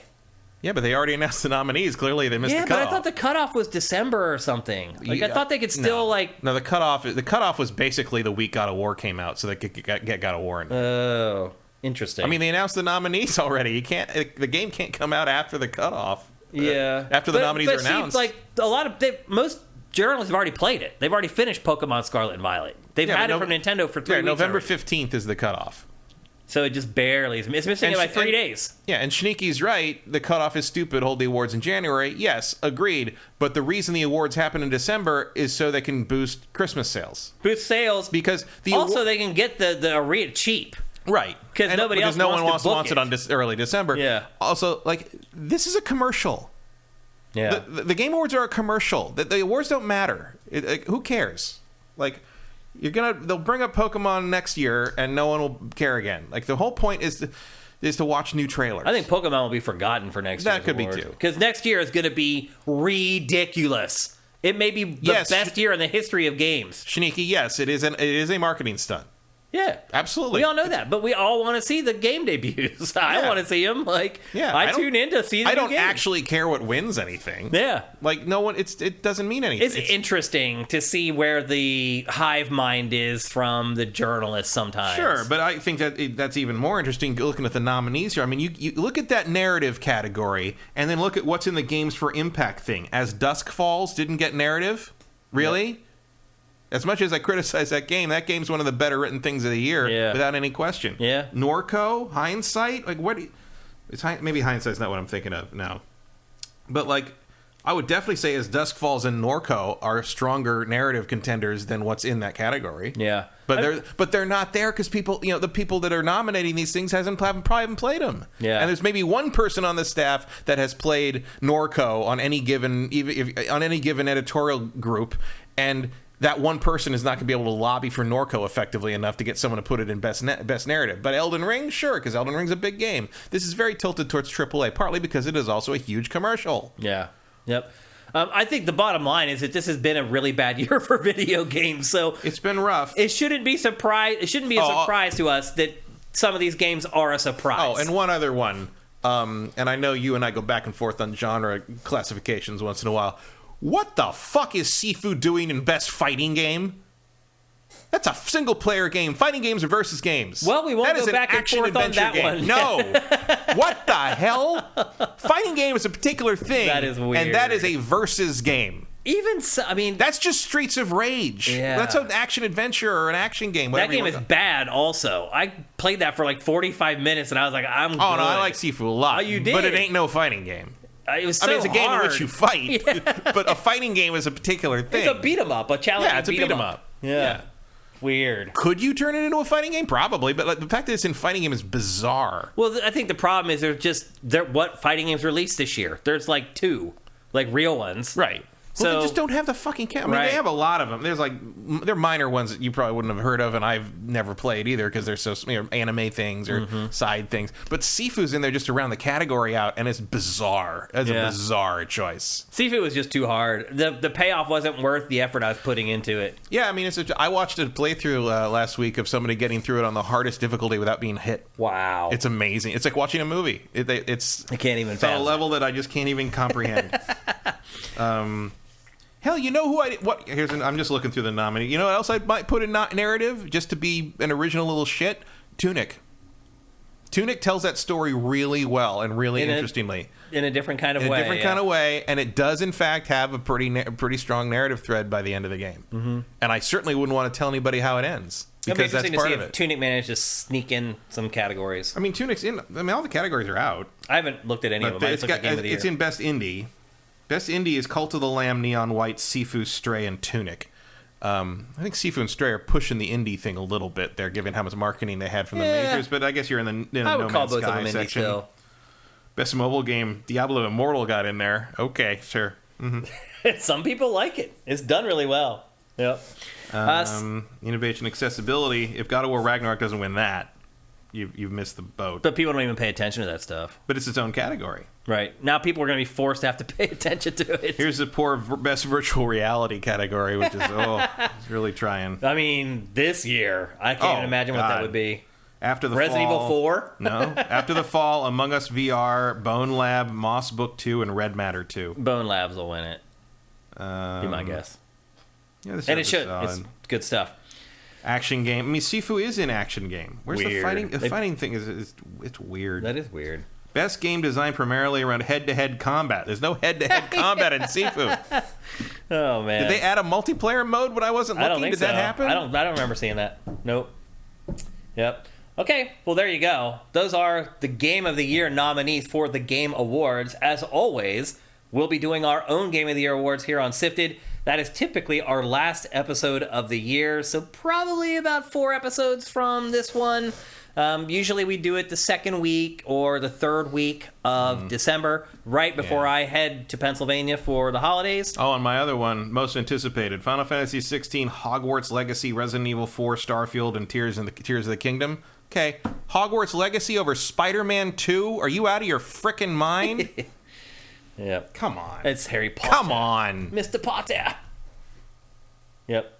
Kirby and the Forgotten nominations from Ashes in the Hourglass. That was a great game. Yeah. The new Kirby game's really good. And I think there's... We'll get into it when we do our own awards. I think we're going to dig up some bones here that the editorial committee did not dig up. And our awards will be different, which is why they're worth watching. All right, there you go. That's GameFace 320. We're not doing Name That Game today because I'll just be honest with you. I got overwhelmed with time and I just didn't get it done in time. It will be back for next week's episode and for every episode for the rest of the year. We have a ton of games from Swanland he sent me over the break. So we have plenty of stuff to give away, and we want to do that before the holidays. We want to give away as many games as we can. Horizon is on the Game of the Year list. Oh, it is? Yeah. It wasn't... I didn't see that. I don't remember seeing it either. Maybe they added it. Okay. Well, that's good. That makes sense. That was one of my first reactions was, where's Horizon? Yeah, it should be. It absolutely should be. JM Rain, thank you for Twitch Prime. Norix Nessie, thank you for Twitch Prime. Again, we just had the worst, I'm not exaggerating, the worst Twitch Prime payout we have ever had. And we've been doing it for like 4 or 5 years now. We had the worst monthly payout ever. So if you're someone who only does it every once in a while, it'd be great if you could do it this month with the holidays coming up and all the added expenses that entails. We'd really appreciate it. And you can do that too if you're just a YouTube watcher or if you're listening to the show on any of the podcast feeds out there. Let's see. It's time for some Q&A. So go at Sifted Games. We're not doing Name That Game, but we are going to do some Q&A. So ask us some questions. Again, go at Sifted Games so we can find your questions in the chat. And they stand out from you guys just talking with one another. Let's bring it up. Let me take down the graphic first, and then we'll bring you guys up. The other thing the nominations remind me of is we got to play Immortality. Immortality. Yeah, that's in the Game of the Year conversation for a lot of people. Okay. I will check it out. Things are going to slow down real fast here coming up. That's true. Yeah, like the first couple weeks of December, we're going to have time to do some catch-up. Swanland, who everyone should thank in chat because he delivers all the games to give away for Name That Game. Swanland, you are the man. Thank you. Have you seen Terrifier 2? I know you are a gorehound. No, I haven't. No. Have you seen that? No. But it's got a rep. Does it? Oh, Terrifier 2. You don't know about Terrifier 2? No. Terrifier 2 has been making people throw up and leave in the middle of the movie. Like there's been a whole thing and, what? When it's been playing and like it's a limited release or it was maybe it was film, but people were like being sick in the theater and fleeing. What? Like it was like it's apparently like one of the most disgusting, gory things ever put. And it's in a theater? Yeah. Or select markets. Is it streaming anywhere right now? I don't think so. But I haven't really been paying attention. The reports on that were from like a month or so ago. Wow. No, I haven't seen it. Thank you for the tip, though. I will absolutely check it out. I'm about to watch Barbarian, too, which is on HBO Max right now. That seems to be getting mixed responses from people like me who love gory movies and horror movies. Thank you, Swanland, for that tip. I will check it out. And when I do, I will let you know. I don't think I'll go to a theater to see it, though. I may wait till it comes to, like, streaming. But movies like that, a lot of times, if it's in the theater, you can pay to stream it, and you pay, like, $8 or $10. I think it's rentable. Is it rentable? At this point. Then I'll watch it before next week's show. You've piqued my interest big time. Swanland says he rented it. Oh, okay. So it's out there somewhere, maybe on Amazon Prime or so something. Is it rated like I don't think it's rated at all. I think it's not rated. Yeah, I think it's supposed. I mean, I don't really know much about it. I just know that people were apparently throwing up and being sick in the theaters and leaving in the middle of the film and stuff. I don't even know what that would take at this point. Neither do I, because I'm never particularly grossed out or freaked out by anything in movies. So like if I made it through Serbian film without puking, like I think I could probably make Serbian it through film that really didn't anything. It doesn't. I mean, I've seen Salo 30 Days of Sodom. Yeah. I mean, it's a movie. It's not real. It doesn't freak. Yeah. I don't know. Like that stuff never bothered me past when I was 8 years old and I watched Alien with my dad and he explained to me how effects are done and nothing ever freaked me out in a horror movie again. I got like Fangoria magazine when I was like 8 years old. And Terrifier 2 is entirely practical effects. So really? That's Oh, now I really want to watch. So if you're a fan of that kind of stuff, yes, I am. I guess who did the effects? Do you know? I don't know. I don't remember. Okay. I'm going to check it out. It was more of a thing that I just saw like talk about it. And I was like, oh, I'll file that away for maybe later. And then I kind of didn't get back around to it. But I will check it out. El Guapo 3385. Any thoughts on Callisto Protocol not getting a Japanese release? I didn't even hear that story. Yeah, then it's not coming out in Japan because Japan doesn't like dismemberment and they won't change it. Really? They won't change it Did the original Dead Space not release in Japan? It had a lot of trouble, as I recall. Did it? Yeah, there was a whole thing with that. Interesting. But there's a cultural taboo about dismemberment in Japan. So I'm trying to think now about games that have dismemberment that were or were not released in Japan. A lot of them have modified versions or the gore kind of turned down or turned off. There's also a thing about it also comes from I think the finger thing, the pinky thing from Yakuza stuff. Yeah. Like there's a taboo on that. I've heard, I don't remember if it's true or not, but I've heard that like The Simpsons gets redone with 5 fingers because only having 4 fingers is not cool in Japan. It's one of the reasons if you look at like even their most anime, like even their most cartoony stuff they do always has the correct number of fingers. Yeah. It's sort of like how like you can't put out something with skeletons in China. Oh, right. It's a taboo about that. It's just some weird quirk that they have. So they were like, you need to change this, and the people make Callisto Protocol were like, no, we're not going to change it. I don't blame them. I wouldn't want to sacrifice my vision either. How do you even make it without this? Well, also that would be a very difficult fix. Yeah, how do you even, you can't, the game's built on dismemberment. Built around dismembering these things. So it's one of the mechanics. Maybe, I don't know. Like, I don't know. Maybe Dead Space wasn't as hard to sell because the necromorphs are less human. Yeah, and these are maybe more human-looking things. I don't know. El Guapo says like you consider the sex and the gore content that Japan is known for. Like, yeah, Justin Horman says like Resident Evil 7 is stuff missing, like you don't chainsaw your hand off, and other stuff is just gone later in the game. Like Japanese horror movies have dismemberment though. I can't really think of any. Really? Like what? Korean movies. The Piano Wire. In what? What? The name is slipping my mind now. Wasn't it Miike's film where the girl uses the piano wire and lops the leg off? Oh yeah, I mean yeah. What's the movie? Audition. Audition. Yeah. She lops his leg off with the piano wire. But also that didn't play a lot in Japan. That was a big hit outside of Japan because Japan's. But also like he did that because that was horrible and daring for a Japanese movie. Like That scene is... Same with I think that was also him that cut the needles in the eye. Cut the nipples off, and that was, Oh, yeah. Remember that? Yeah. Yeah, but that's as crazy as you can get in Japanese horror, I guess. Interesting.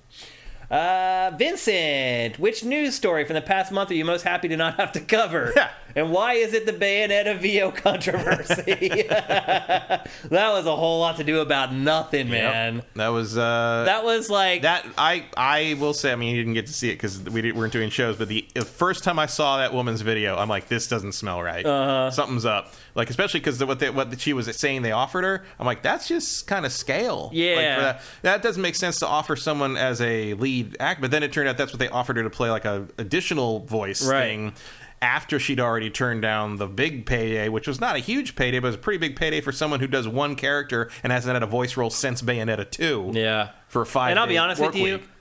I don't know if y'all played Bayonetta 3, but the girl who replaced her is fine. Jennifer Hale. Yeah. It's like, that's fucking Shepard. Yeah. Like, and that, by the way, was the other thing where they're like, oh, they didn't want to pay for this, so they went with... I'm like, Jennifer Hale definitely cost them more than $15,000. Yeah. So they clearly weren't trying to save money. I mean, so I what was were a they doing little here? surprised that she got paid so little to be the lead character in a big video Well, no, but game. when it turned out what her actual offer was, and then what the revised offer was, it was more than fair. Yeah. It still seemed a little low to me, but as it turns out, it was all her... No, it's just that voice actors get paid less than they're worth. Yeah. And, like, it could have been a valuable element of it, but now it just turned into a thing where you don't trust them, and already we're running into a problem. You know, a lot of the voice actor people have popped up, and it's like, it sets us back by how much. Yeah. And you're already running into a problem where game companies are looking at using AI voices to voice stuff instead of humans. Yeah. And this is just going to push them further in that direction because the AI doesn't argue with you and try to sabotage your launch campaign on Twitter and 9 months later. It sounded like she was just kind of down on her luck a little bit and needed money. And it just she backed off of all of it once Schreier dug the actual story out. It all came out in a bad sort of way. I feel bad for her because you could tell that she's struggling a little bit. Poor Sterling had to do 3 shows on it because the story kept changing back and forth every time. He's got to do a rant show once a week. It's not easy, so I can understand why sometimes he has a low-hanging fruit. Minority Games, thank you for the bits, man. All the crying smiley faces. I appreciate it, man. That's awesome. The Legacy, thank you for Twitch Prime. Appreciate it. Sneaky, I find it stupid a game could win every award and then not win Game of the Year. It makes no sense to me. I agree with you, man. I'll tell you what, if you talk to any of the XGT guys, they'll tell you that I drove them crazy at our Game of the Year awards because I was the guy who stuck to this stuff.